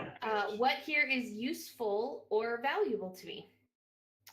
Well, there's probably a lot of things here useful or valuable. In what context? What do you? I was gonna say a place to hold up for our. Like a lookout point. Like what would be useful for our lookout post? I was gonna say, is this like a Pirates of the Caribbean compass thing, or is this more like a individual? So there's definitely a couple of buildings that have either balconies or like open air rooftops, okay. or like the like a it's got a roof over it, but then it's an open terrace sort of on top of a building. Okay. And the tallest buildings in this town are in the 3-story range. So usually the terrace is about that high. Some buildings have like a peak or like a weather vane or something, but for the most part, it's 2-story and then like open roofs. So there's a couple that would be really good, like the ones with roofs that would you wouldn't be like completely out in the open, but also you have clear view of the market square. Okay.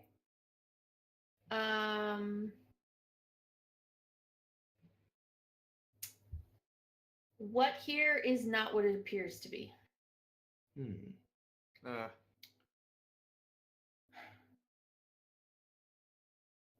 Okay, so you're looking around, and you, as the wizard, you probably have a little bit of knowledge of thermodynamics, Sure. at least as much as me as a person does. And so you get the sense that the way that they're heating the air for this hot air balloon, they've got like a stove next to it, and they're piping hot air in.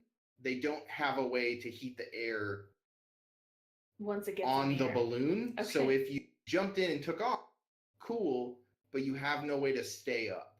Okay. Once it starts to cool. Okay. Yeah. So It's all very good information to have. yeah. So those guys like the farmer pays them and he points, and those 2 guys in the red fezzes start to walk towards you guys. What do you do? I lean over to Forrest. Forrest, and give me your hand real quick. Oh, here. He's gonna steal it. Yeah, No, I I'm would have leaned over to Forrest and said, "We got trouble coming." I'm gonna put myself between where he sticks his hand out and the guys coming with the red hats, because we already know that those guys are troublemakers. So they can't see what I'm doing, and I'm gonna take out from inside of my cloak a little vial of my serpent's tears and just kind of put it on his hand, like on the knuckles of his fist. I'll just be like, just aim for the one who looks like the biggest threat. I trust that you'll be able to figure that out. It'll probably be the one that hits you the hardest. Just put that on there and tuck it away. Okay. Okay. So what are you gonna do, Forrest?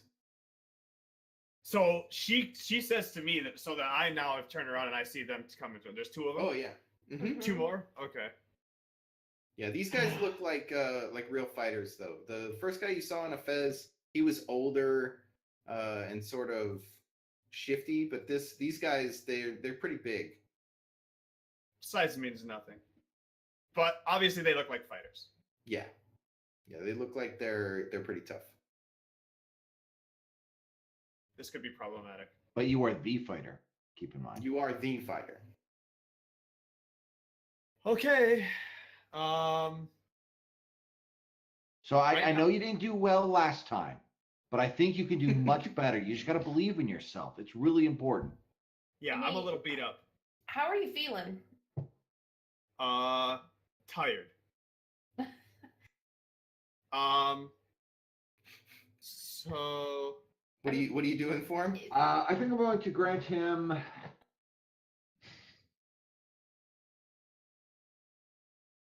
I'm gonna aid. Aid. Okay. So he gets +2 to his next thing? Yes. Okay. So all right. So but you draw unwanted attention, or your magic reverberates to other targets as well. My choice. All right. I think so these guys were definitely walking toward the forest. And then they see you do your thing, and they you can see it in their eyes, like they notice that, oh, there's like something special just happened. And so like they single you out, and they sort of start walking straight towards you. okay. When they start walking towards him, can I put my left hand out and like just get ready to like? So you want to defend Will? Well, I guess you can't really do 2 actions in one, but yeah, essentially, yeah, I'm gonna put my hand out so that try to keep their focus on me. Yeah, that sounds like you're defending. I get a +1 forward when acting on the answer to my discern reality. You Does do? that include my friends or just me? Mm, Because I saw these guys coming and was able to like prepare them for the fact that it was about to happen.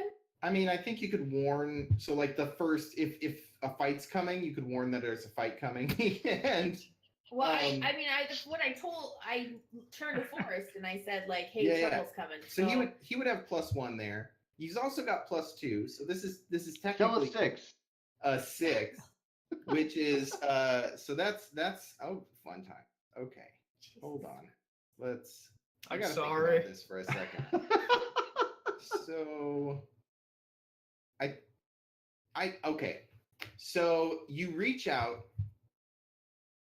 but Will was closer to you than you expected, Did you hit Will? and you shove him backwards, and he tumbles and he starts stumbling backwards and falls in the fountain.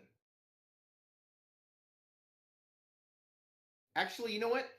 He stumbles. Well, no, this is a hard move. He falls in the fountain, and everyone just, and even the red caps stop. Like everybody stops, and Will, you like keel over backwards into the fountain. What are you gonna do?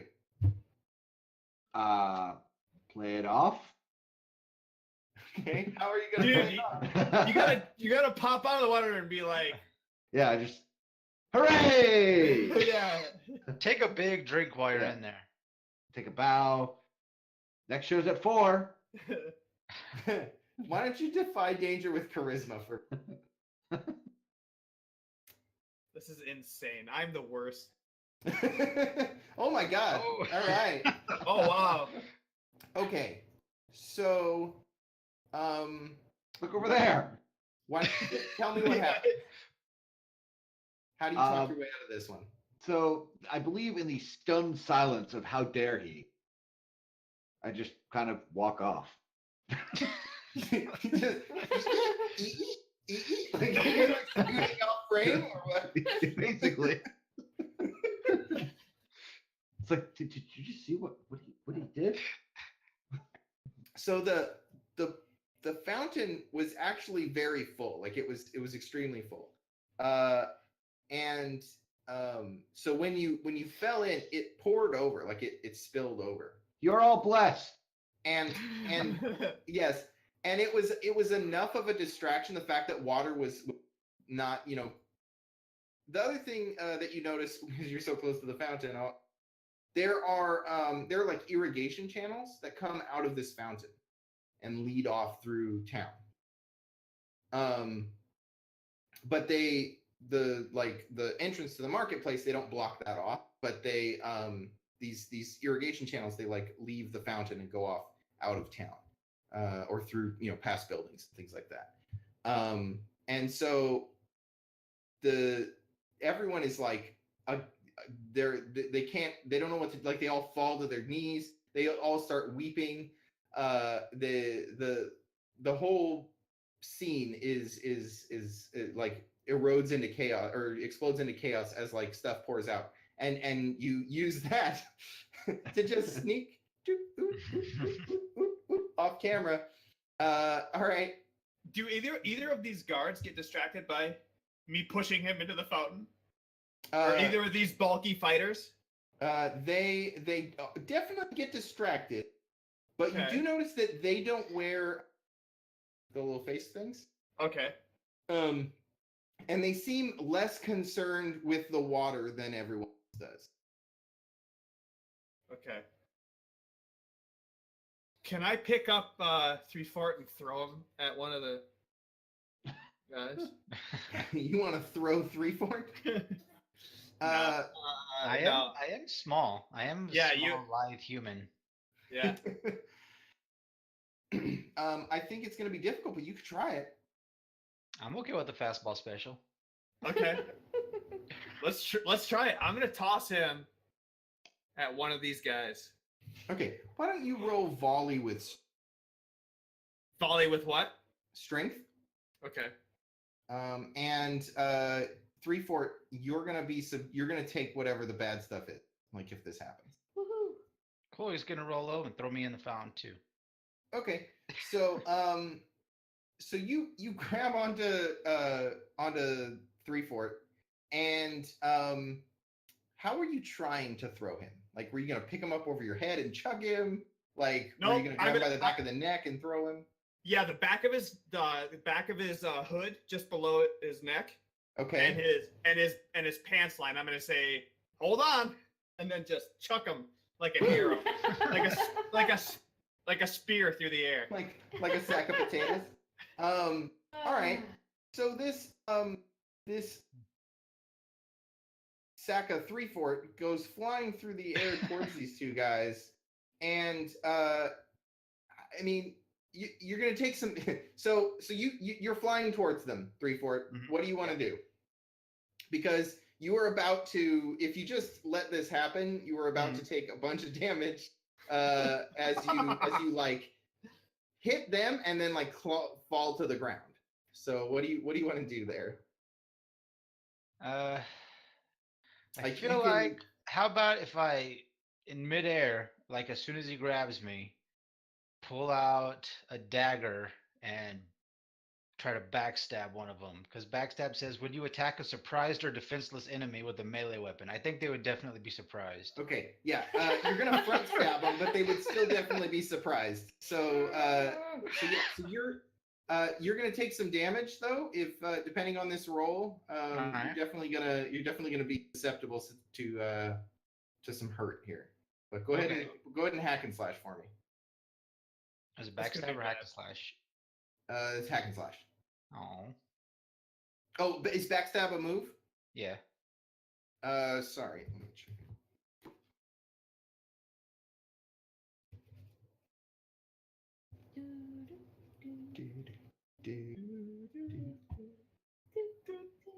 Or here, if you just want to hit it, if you just want to click. All right. Backstab. Come on, big money. Woohoo! Okay. Okay. So when you take a surprise,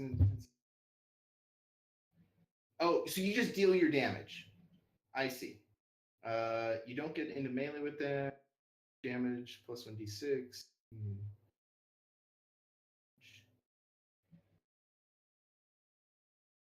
Okay. So go ahead and pick one of those items. I would prefer to pick. You don't get into melee with them. And I he feel just like It threw me overshot his past head. Yeah, he them. stabs and just keeps like going. like you stab one, and that's so surprising that you just they just sidestep and you keep flying. Yeah. Okay. All right. Cool. So go ahead and deal your damage. What's the damage on a dagger? When I think you're. It's just your damage. So whatever. I You think should it's have a D8 damage right for It there. says rogue. you deal your damage once. Do you have blue eyes, Orestes? Like IRL? Yeah. Yeah. Another hazel or like green.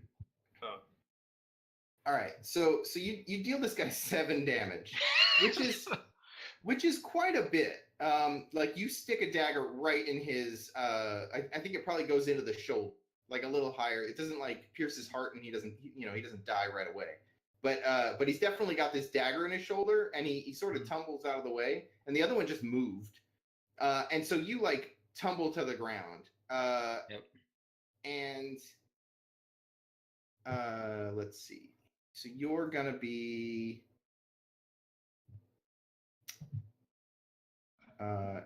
shaky. So there's a little thing in there on your dexterity thing to check. Yeah, so you're gonna be shaky for a little while until Cool. you take a break. All right. Worth.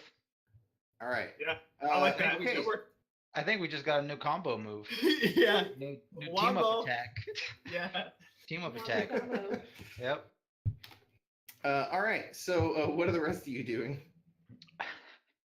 Well, I still haven't got my shit fixed, so I'm kind of like apprehensible at this point. You know, So you're not sure what to. Okay. Well, what do you want to do, Adelaide?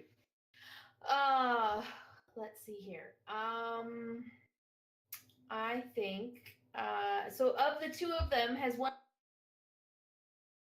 standing? One stabbed in the chest, Okay. and the other moved out of the way. Okay. I'm gonna go over to the one that got out of the way. Okay. I'm going to like saunter up to him, Okay. Oh wow, here we go. and stroke his arm Uh huh. and say compliment his manhood while I And try might to equals. charm person him. Okay. Are So sure before you're you do stroking that, his arm. before you can do that, I'm gonna need you to defy danger for me. Using You can use charisma, you can use dex, whatever. You sounded like you were being sultry, so if you want to use charisma, you can. I will totally defy danger with some charisma. Are you saying the sun's getting really low, big guy? Is that what you're saying? The sun is getting low. So you saunter up to this guy, and it's enough to put him off guard. But it doesn't let you.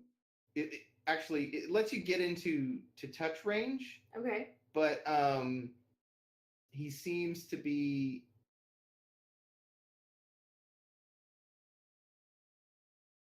Yeah. I'm like, hey there, big boy. Right. So he's definitely like paying close attention to you now, whatever you're doing. It's a So, nice but man. yeah, but it's enough to get it's enough to get in close. So if you want to try, so you can. Damn. Okay. And you have -2 right now, right? I do, but don't I also have +1 forward? Because it's from- Forward is the next roll. Ongoing is all rolls Okay. until the whatever the thing ends. Okay, so the So- defy danger would have been +1 because that was the first roll. Yeah. Doesn't matter. It doesn't change the So- result. Yes. Okay. So that's 7. still a 7, which is still a thing. So you do cast your spell. The one.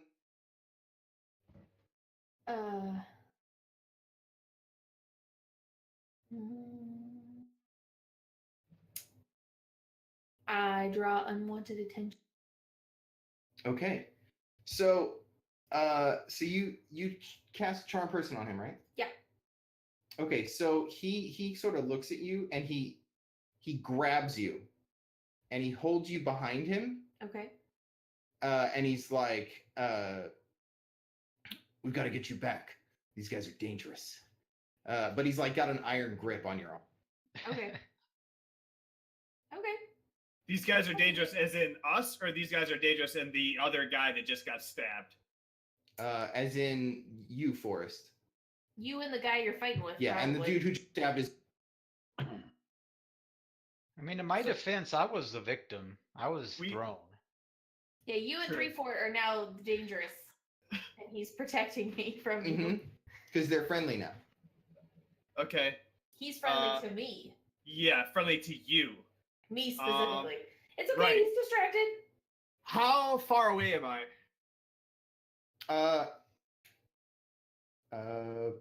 What's the range on your fists? I think you said like 10 or 15 feet or whatnot. Well, no, near, far. Like, what did you get? You have. I think it's you have, close. Melee and close. No, I think he went near. hand and near, right? Yeah. Yeah. So it's either punching hand. or the throwing thing.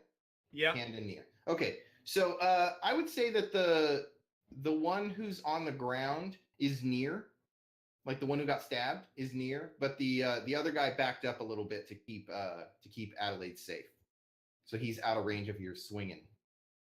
Okay. Well, the that's guy fine. the guy on the ground's not the biggest threat. Yeah. Shoot, man. What am I gonna do? I mean, you could just run at these guys.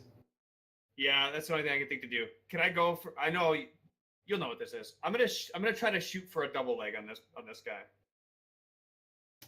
I don't know what. Oh, you're gonna like run and jump and.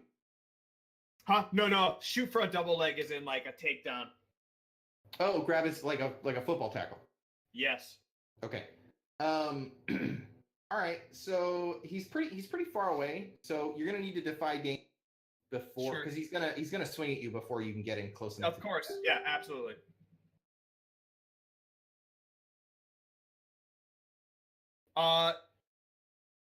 Is this a strength or a dex?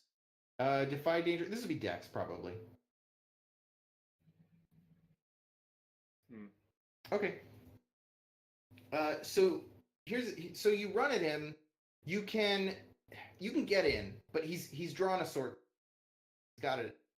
A short sword? Is Yeah. the guy that's got me by the hand though? Yeah. So he's only got one hand. Yeah, I know. He's got a sword in his other hand. So if you move in, like you basically see the weapon and you can pause short and stay out of range of it. Yeah. Or you can get in there and take the damage, take a hit from him. I'm not taking a short sword in my spine. So you're gonna stop up short and stay out of range of him. You know what? No, I'm going in for that double leg. Okay. Roll a d6 for me.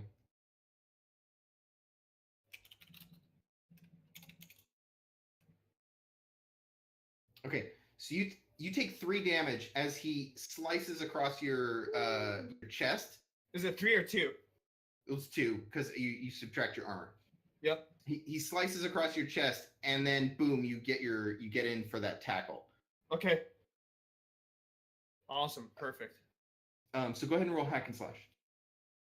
Or unless you're trying to defend Adelaide, there depends on the. Stop defending people. Direction. Defending people is not my thing. My thing is pounding faces in, so I'm gonna hack. All right. and slash. So hack and slash. All right. Yep. Okay. So you get in there and you tackle him to the ground. You've got him pinned.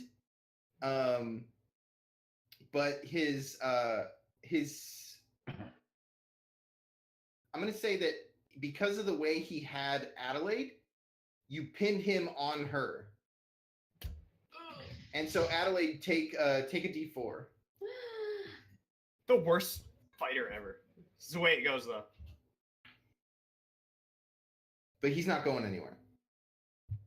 Yeah, Matt, you are not allowed to play Kingdom Death with us.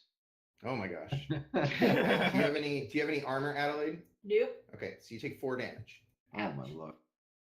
All right. So while this is But that going dude is on, pinned. I'm gonna try to maneuver around the crowd.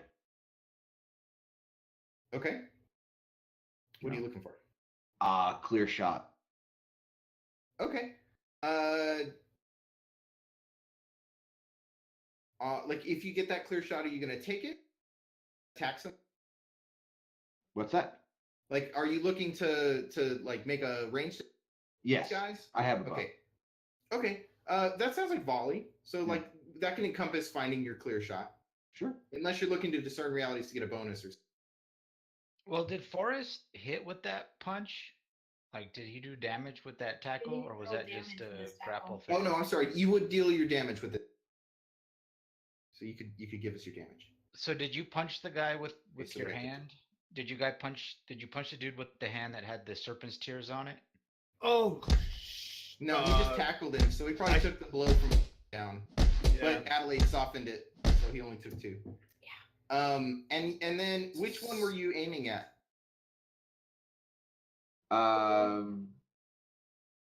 William. The one on the ground.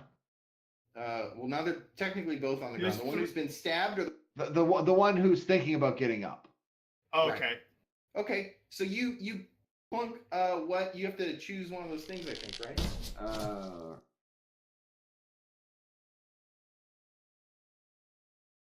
I will. Yeah, that's gonna cost me an arrow. Okay. So you mark off an ammo, and go ahead and deal your damage.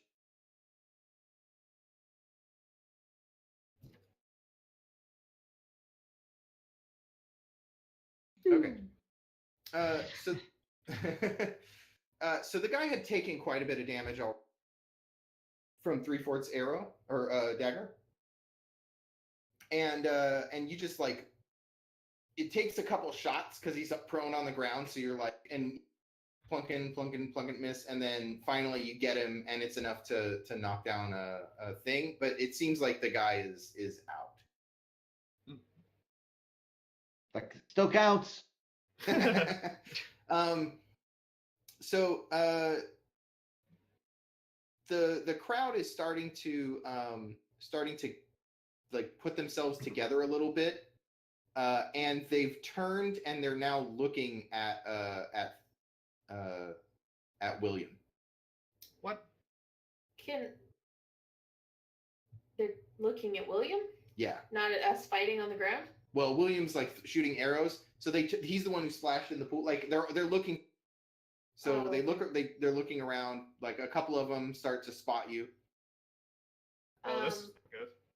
So the scene right now is I'm laying on the ground. This big thug of a guy is like laying on top of me, Yes. and it looks like Forrest is trying to like get this guy off of me, right? Like he's attacking him because the guy on top of me is attacking me. It sounds like he's joining in the So- dog pile. I'm gonna start screaming that this guy attacked me. He's attacked me! Help! Please help! And try to like Okay. get the crowd to come help Forrest get the guy. The crowd Okay, has not been cool. our friend so far. Yeah. Why I don't mean, your you- friend. He might be my friend. Are you trying to? I'm or are you trying. I am trying to aid. Okay. Why don't you roll that and see what happens? Okay. What should it be with? Charisma. Preferably some dice. Mm-hmm. Yeah. Okay. So they're not sure which one of the guys is like Forrest gets his +1. Oh, you also expose yourself to danger retribution. Okay. So what happens is several of the people that were closest to you sort of rush over and they pull both of you, both Forrest and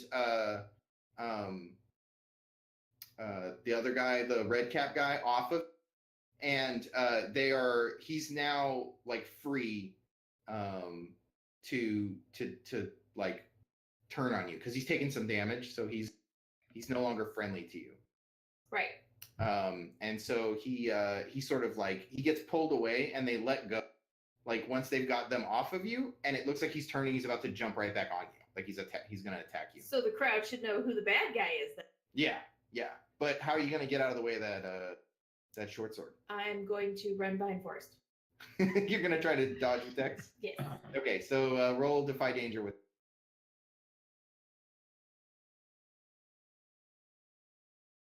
Nice. Okay. Nice.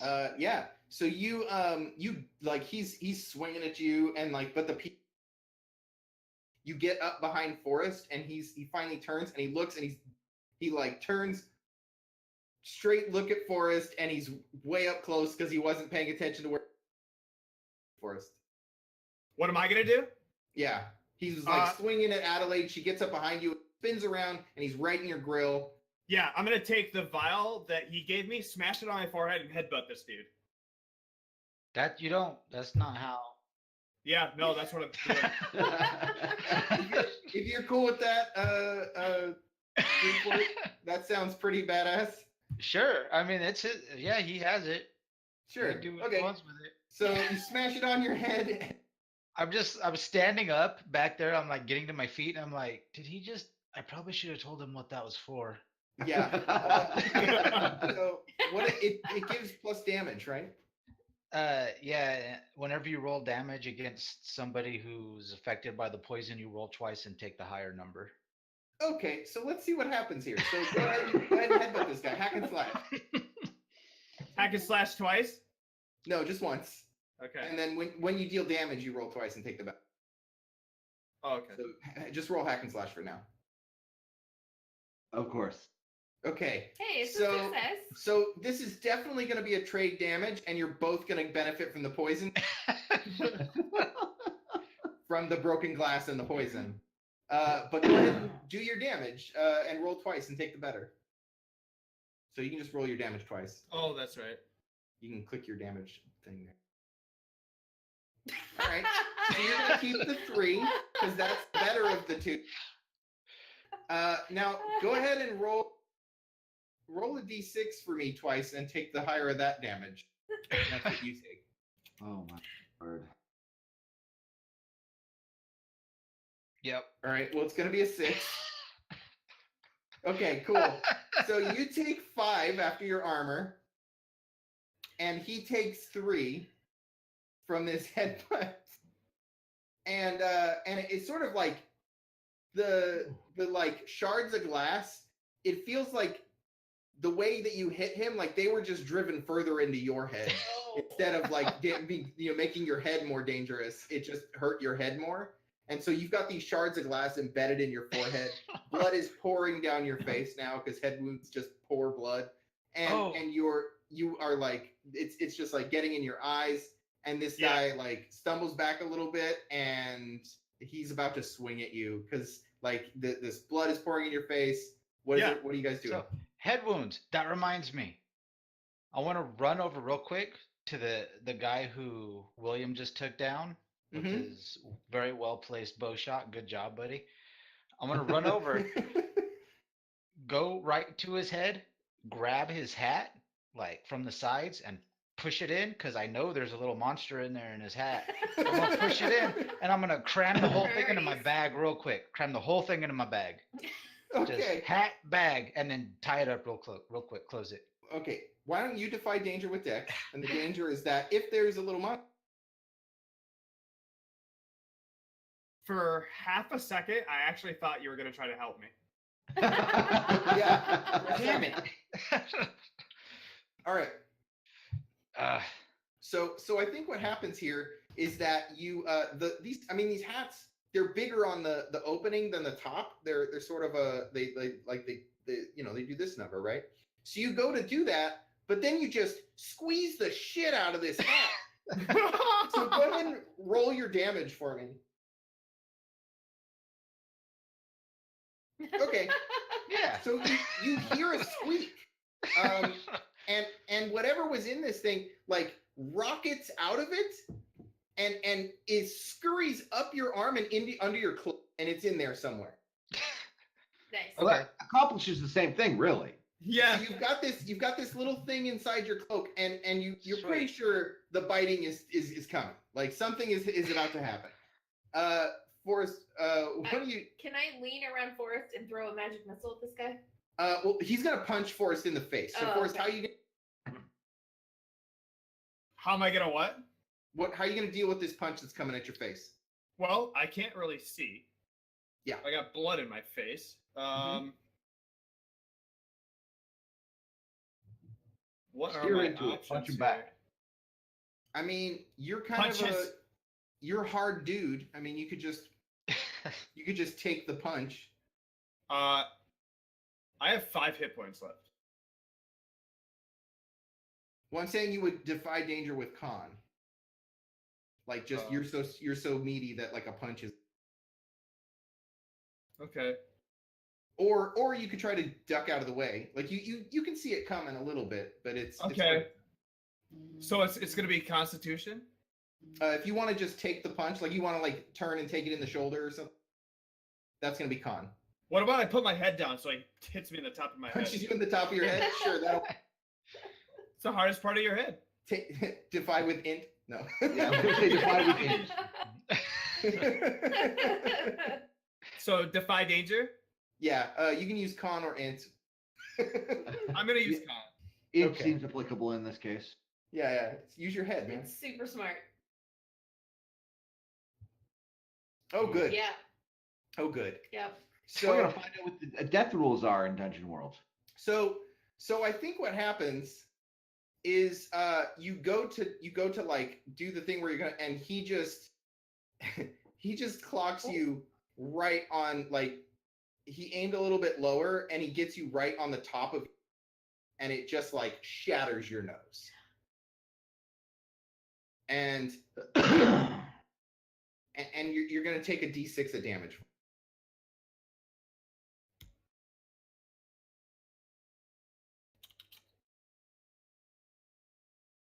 Oh. Okay, so that's 4 because you got some armor. Mm-hmm. All right. 1 hit point. Adelaide, let's wombo combo. What happens, Adelaide?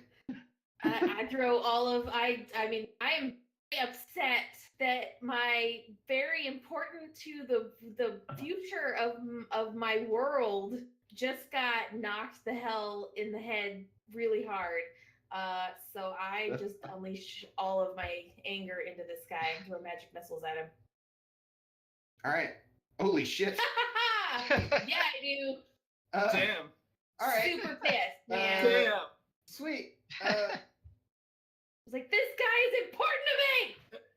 Sweet. Okay. Go ahead and roll your damage.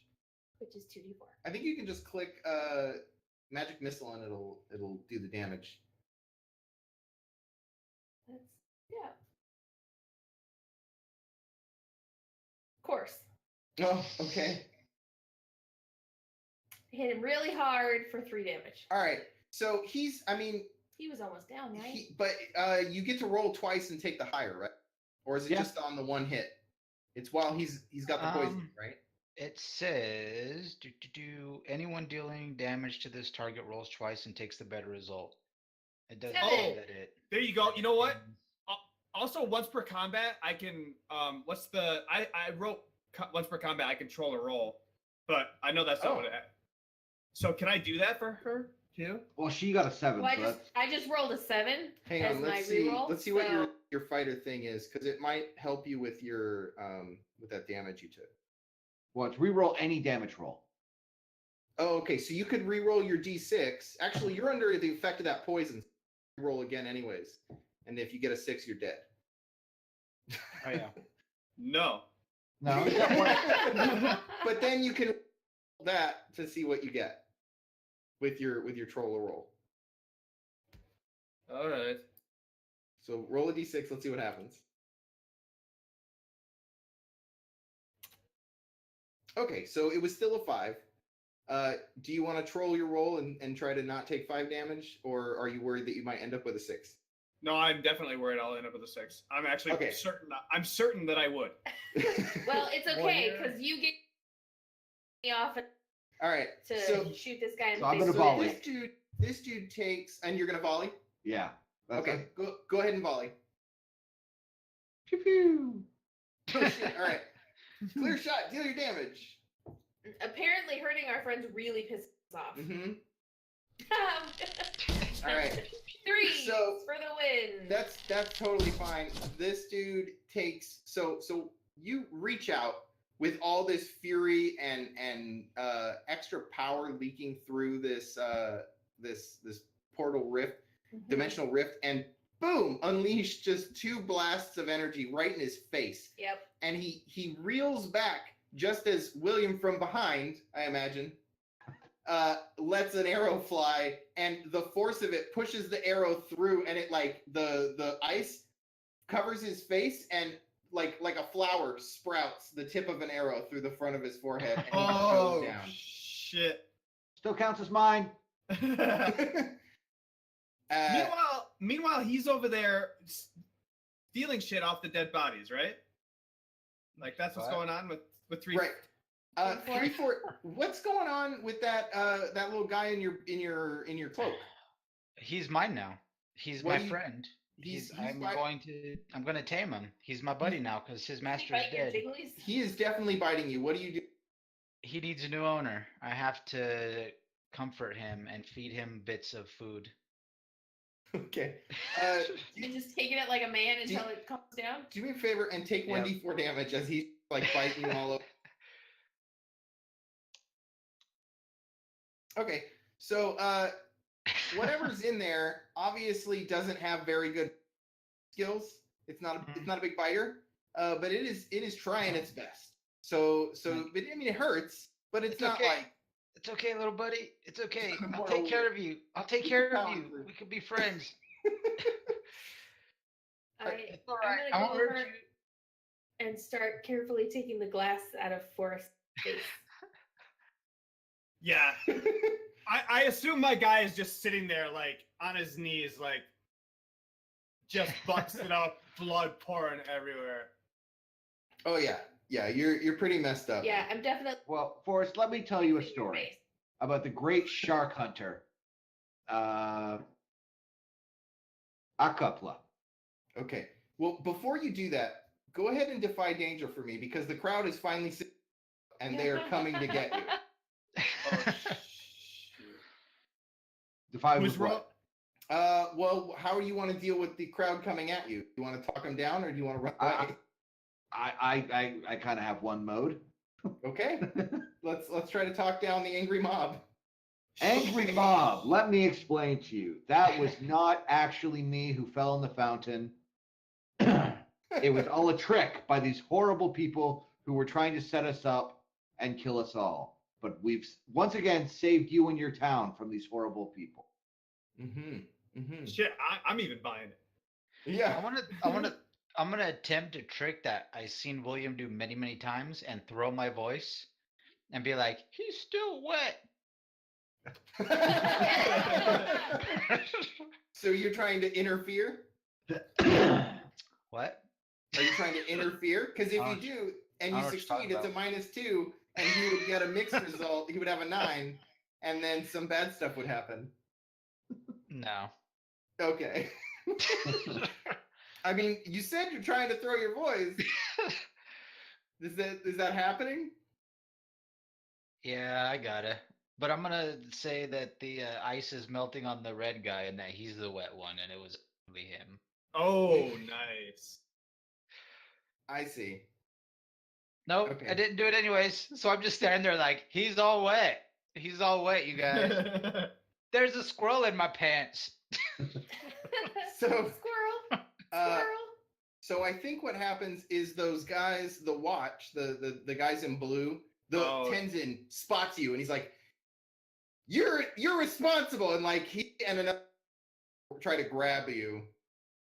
What are you gonna do about that? I mean, be careful because you're gonna hurt my friend. Don't You- grab you me have- there. Don't grab me there. Don't So you're grab me just there. So you're gonna try to talk him down? Hmm. I'm gonna squirm out of the way. Okay. I'm squirmy. All right. Defy danger with Dex for me. All right. Even though my dex is bad right now because I'm dazed.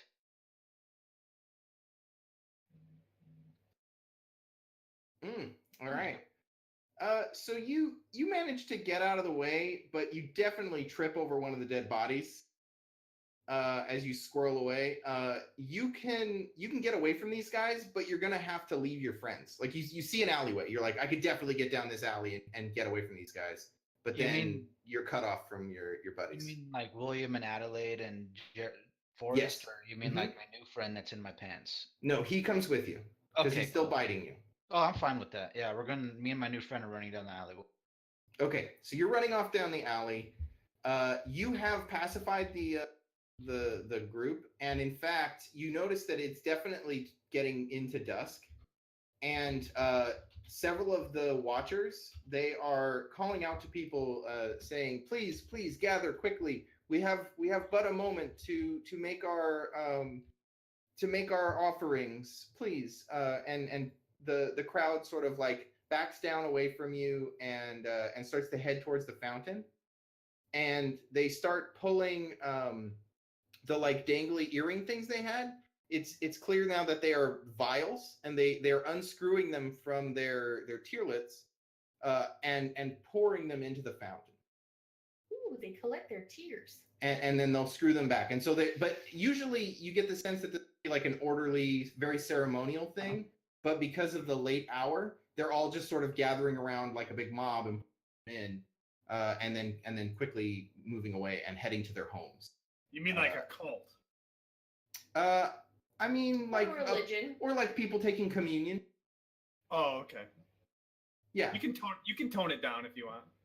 yeah. It's well, I mean, however you see that action. You To me, tell me how that's- Forrest sees that action. Well, right now, He's the one Doesn't see looking up at the much. sky. Yeah, well, technically, Forrest doesn't see that action. Yeah, I'm Um, trying to take the but I blood out of believe- his eyes. I believe when Yeah. you were defying danger, William, you were trying to say. Oh yes, I was telling him an exciting story about the shark hunter Aklopa, Hmm. who had got his whole leg bitten off and still was able to get away from the fight. Can you spell that guy's name for me? ACOUPLA. The Shark Hunter. Yes. Wonderful William comes up with some great stories. All right. So you are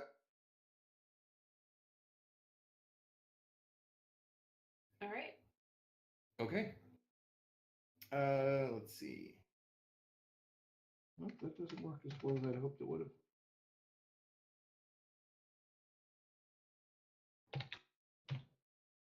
And you can have these many hit points. 1. That's what you gave me last time. So I think God.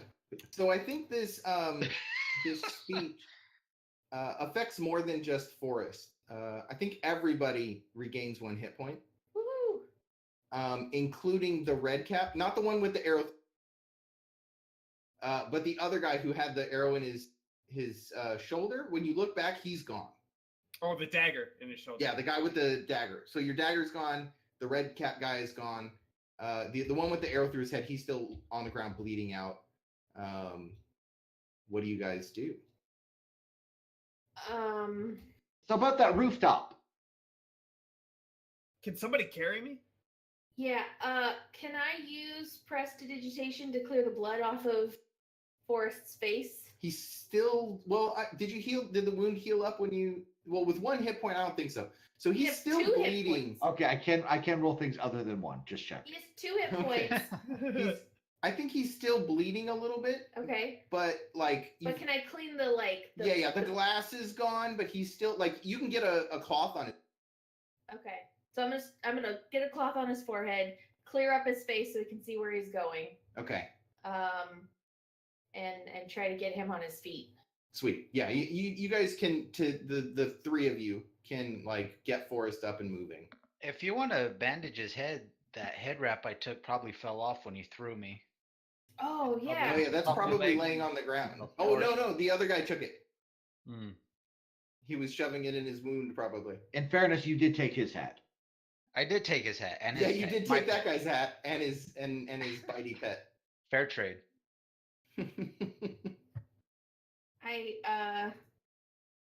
Yeah. I would definitely try to find something to stop the bleeding on his head though.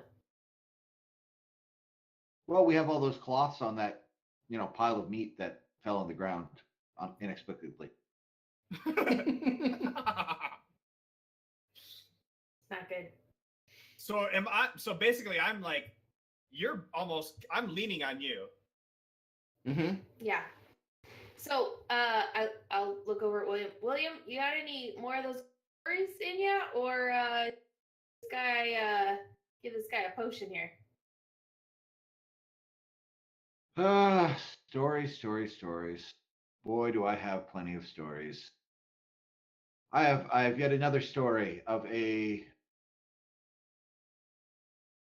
brave soul named Mitt, who was from a faraway land, who just kept walking, endlessly walking, and just put up with it, and stopped whining about how much damage he had taken.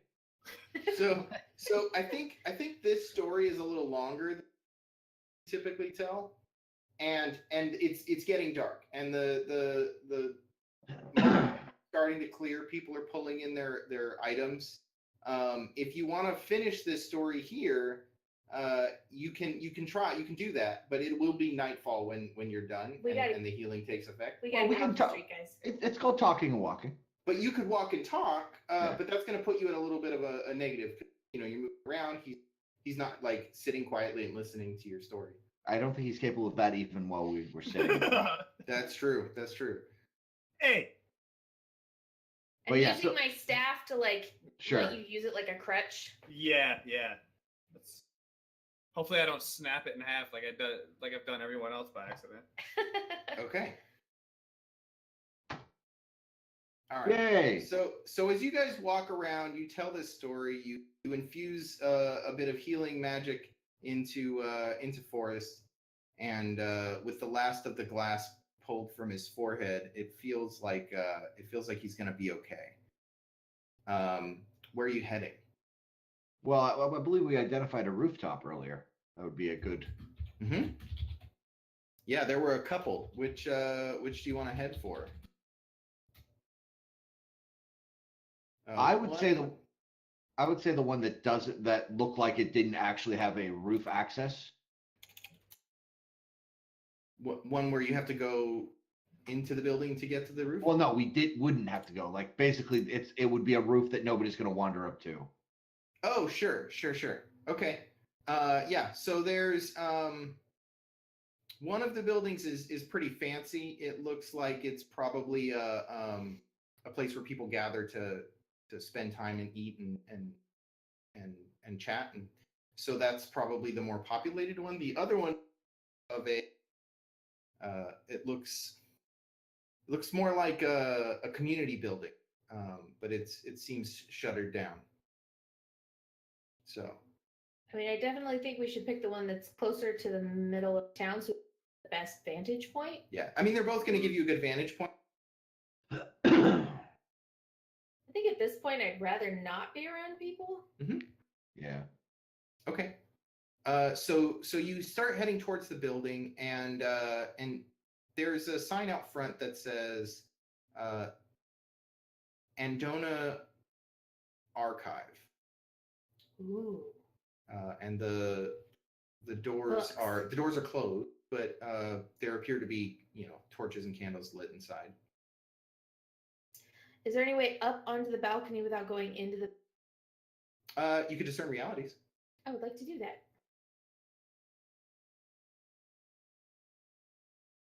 Not well. All right, you get one question. It's dark. Is there anything useful to me? Sure. There is, I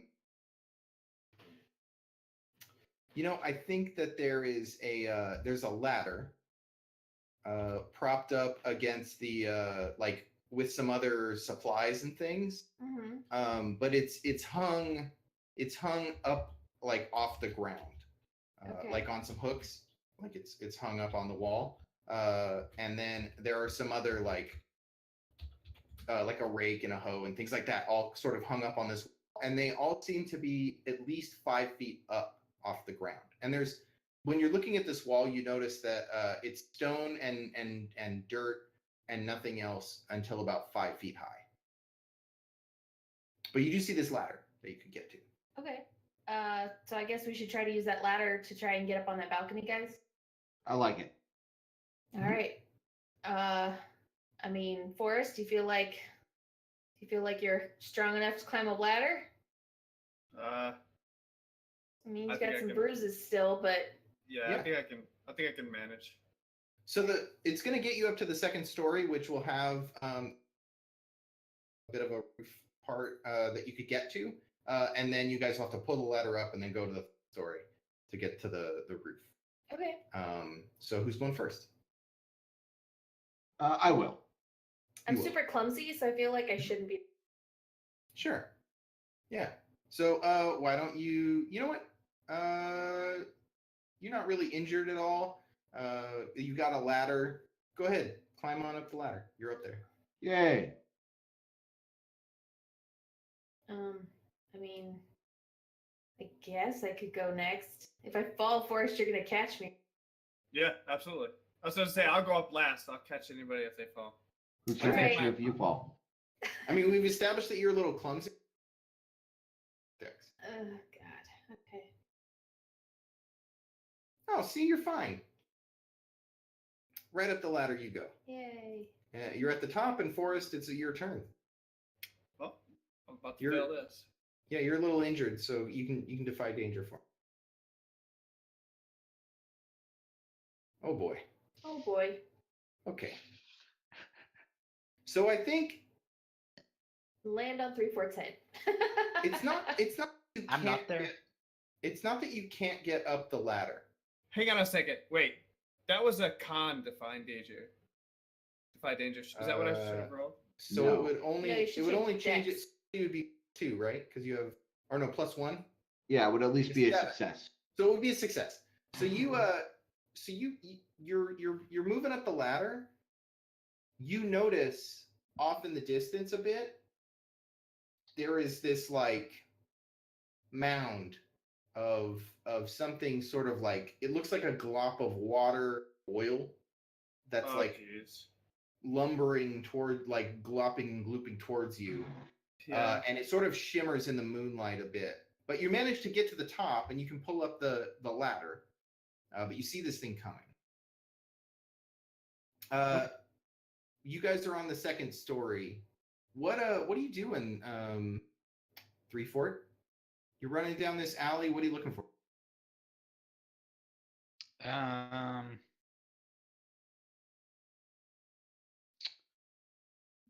Probably just a room to like a storefront to duck into or something. Maybe if possible, I would like to try to find the hatchery because they would be able to help me with my new frame. Well, I'm gonna say, this is not my first rodeo with Three Fort. We've kind of been in the mix before, and so we're gonna have a signal that we mark the corner of a building with a bright orange scarf.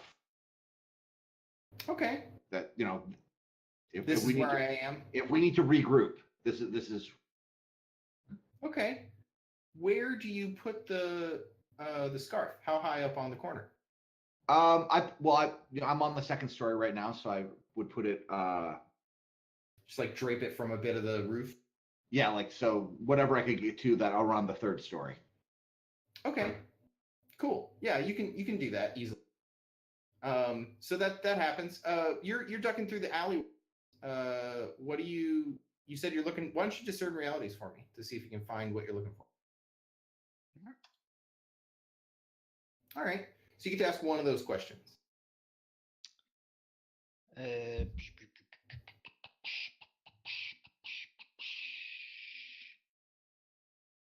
Oh shoot! Can I tell Gidget or No, you can't tell her. Adelaide? Adelaide Adelaide. or William. Will, about what I saw on the way up? Like, can I be like, Yeah. Yeah. Yeah, you can tell us what you saw. So, Yeah. I want to. Well, let's see what happens with Three Fort real fast, and then we'll kick Sure, back. yeah. Alright. Yeah. What here is useful or valuable to me? Okay. What would you like more? The hatchery?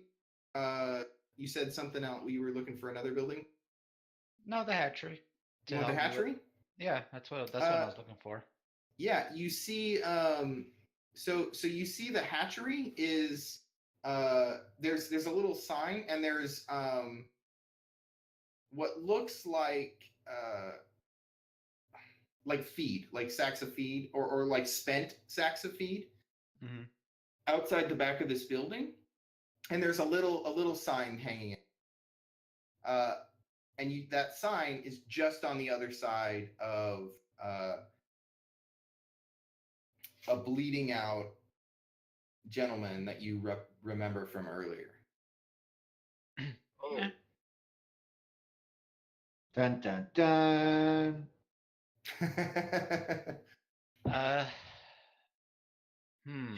Get your dagger back.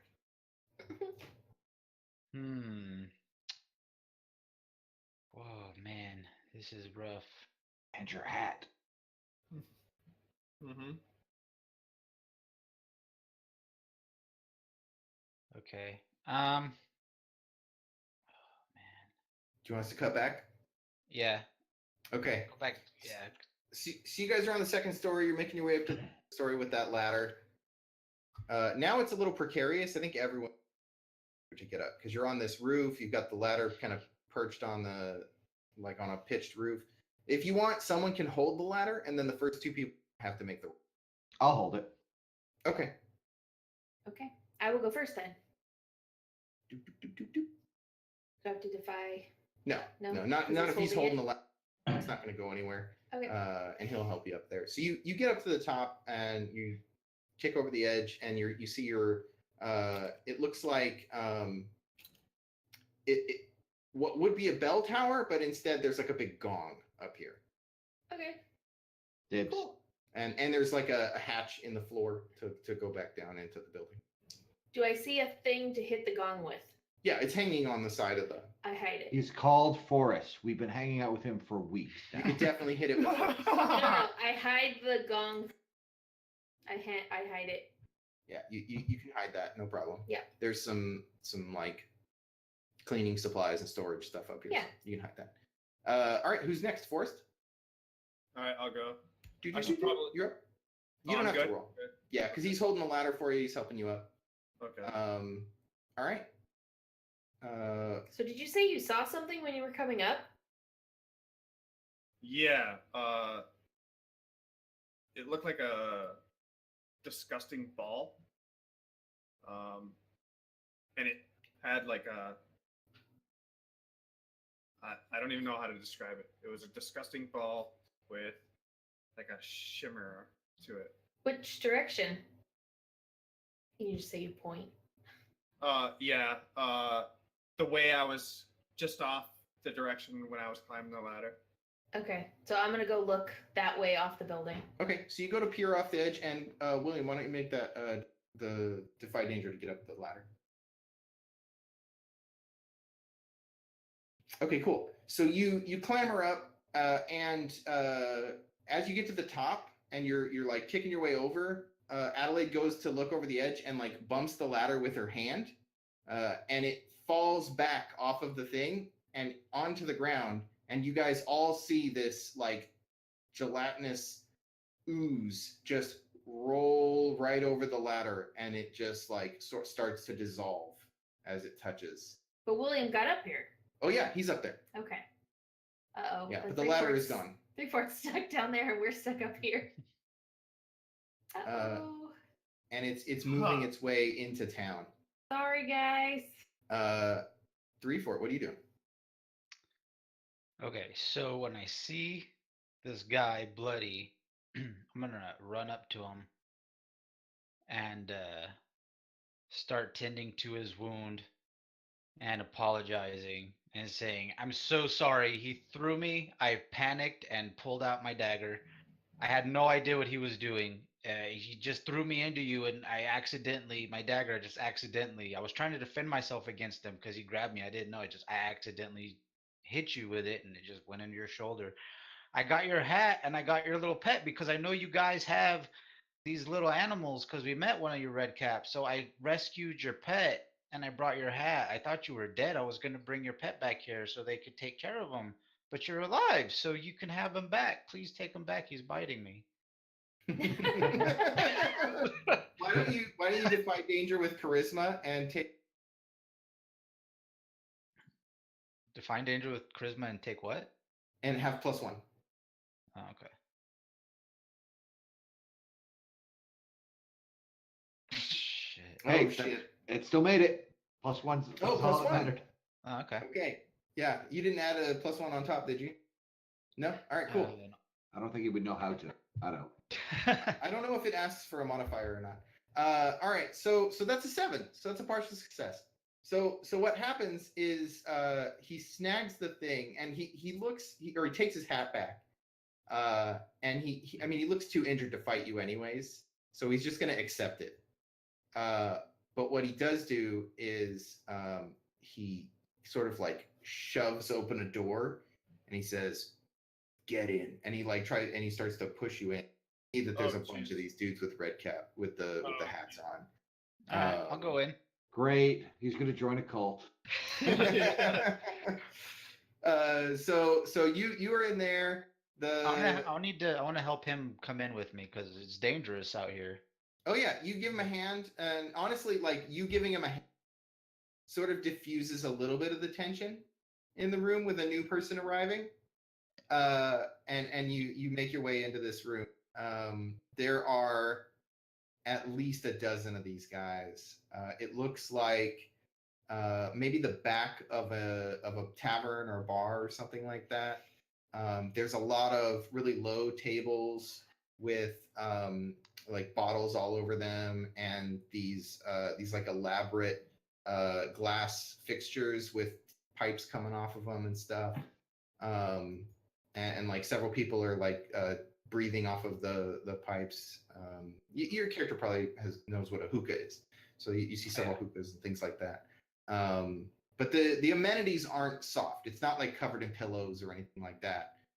It's actually a little dingy, and you can see that there's like card games going on and stuff like that. But yeah, everyone stops and looks. What do you do when you walk in? Well, obviously this is some kind of seedy backroom illegal card game, and me being a thief, I'm an expert at all things illegal. Mm-hmm. So obviously I know that, what not to say and not to make eye contact with anybody, and it's just like, there are some new guys in town. One of them's got a big metal hand, and he is causing a lot of trouble. He killed there was an older guy with the red hat and a crazy animal on his head, and he killed him. Can you believe that? Who was that old guy? He seemed cool. He came up and he's offering us to show us around. Guy just killed him. I think I heard him say his name was Forrest or something. He's a monster. Why don't you defy danger with? And let's see if that dude is here. With what? Why don't you defy danger with Oh. charisma, Oh, and again? let's see if that guy is here. Defy danger with luck. Ooh. Yeah, defy danger with luck. All right. Turns out the dude is not here. The guy that town, he's not in here, and it seems like everyone's pretty much buying it. In fact, they do the thing where instead of treating you poorly, they welcome you in, but it's clear you cannot leave. Yeah, it's dangerous outside. There's monsters. It's But you dangerous, they're all kind of like grabs you and like sits you in a seat and like slaps a bottle down in front of you and starts dealing cards. Ah, thanks. You just got thrown into a Don't game. mind if I do. Initiation is tomorrow, FYI. Yeah. All right. I Look, think, man, I'm all by myself here in the seedy undercity. I gotta do what I can to survive. Yeah, for you, I would assume this is like Thursday. Opportunity, man. Yeah. Yeah. So you guys are peering down from the third. The commotion in the middle was several. There's still the less wealthy and the We're getting less nothing. well-to-do. Oh, you're not hearing me? No, Let me know when you're. we get back. All right, I'll talk until you guys can hear me again. Yeah, it seems to be working again. Okay.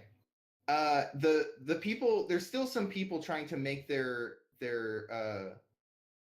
donation and pour their tears into the fountain. Oh no. And you follow this ooze, and it's moving out into the center square or center market area. Most of the shops have gotten their wares out of the way, but there are a lot of farmers and people that have not made it into a safe place yet. And as you survey the scene, you can see that there are oozes coming from other directions as well. I'm going to. Sorry, go ahead. I was going to say I'm going to encourage everybody in the form of run, bitch, run.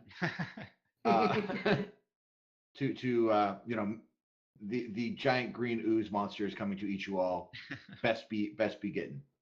While he does that, I'm gonna cast light on something and just like chuck it down at the street to try to like get the oozes to not go that direction. Okay. They obviously don't like light. Yay. They come out at night. Okay. I'm gonna tell you all a story about a giant slime monster that's coming up behind you. It's one of those real life stories. Yeah, it's Okay. happening as I speak. It's real time. So I don't think the spell, like, there's not really a spell effect, but the roll would be the same for like to encourage them to go. So I think that shocks them out of their communion, and you see several of them like trying to make this choice, like, am I gonna stay and make my donation, or am I run? And your words are enough to spur them to action, and several of them pour into nearby buildings. Their tears. They pour their tears into nearby buildings. No, they rush their bodies into nearby buildings. Several of them come into this building because that's where of reason came from, and so they sort of rush to the door. That's and me. start Wonderful banging on the William, door. voice of reason. I would have let the slime eat at least one of them just to see what happened to the tears when it dissolved the glass container that was holding them. That is a No, good for s- question. For science. But yeah, so so that happens. So they make their way in. You were vocal enough to save pretty much everyone. There was no casualties, right? Somebody probably lost an item or two. A boot got touched and it's ruined or something, but no one was injured. I killed all the monsters, saved all the people. Like You are wonderful. they don't William. just hand wonderful out. I'm gonna say that. You And, put the arrow through that dude's head. That is true. Which Yeah, I was killed also all the bad wonderful. guys and saved Okay. all the people. Okay. So As what far hap- as you know, how you did the killed all the ooze- bad guys. Yeah, that's true. How did the ooze react to the light? Did it make roll any discern difference? realities for me. Okay. So you get one question. At least she asked it. Yeah. I'm just trying to figure out what I think. What should I be on the lookout for? Like, do they go towards light as like a ooh, eat it, or are they like light and go the other way? I think so. You get it near one, and it definitely shies away from the light. Like Okay. it stays out of the pool of light. It doesn't seem like it injured it. No. I didn't think it But injured it, but it didn't like it, right? It just tried to go around it. Okay. Seemed like it was going to try to avoid it. Mm-hmm. Yeah. So it like just made its way around, and there's some things out. People drop some stuff, so you see them like it'll go over a scarf or a bag that got left out, and it'll get pulled up into it. So you can kind of see as it slowly Oh, the dissolves bags. over a few 30 seconds to a minute. This like the items just dissolve within it. Okay. So I think our plan is to take turns napping and watching the oozes and like figuring out what they do and what if they have any weaknesses while some of us sleep Mhm. and just kind of trade off. That's our plan for the night, right guys? I assume I'm already passed out. Yeah, I figured that too. Okay, I figured William and I take the oozes while Forrest snores in the corner. Yeah. All right. Well, I think that's probably a great place to end it.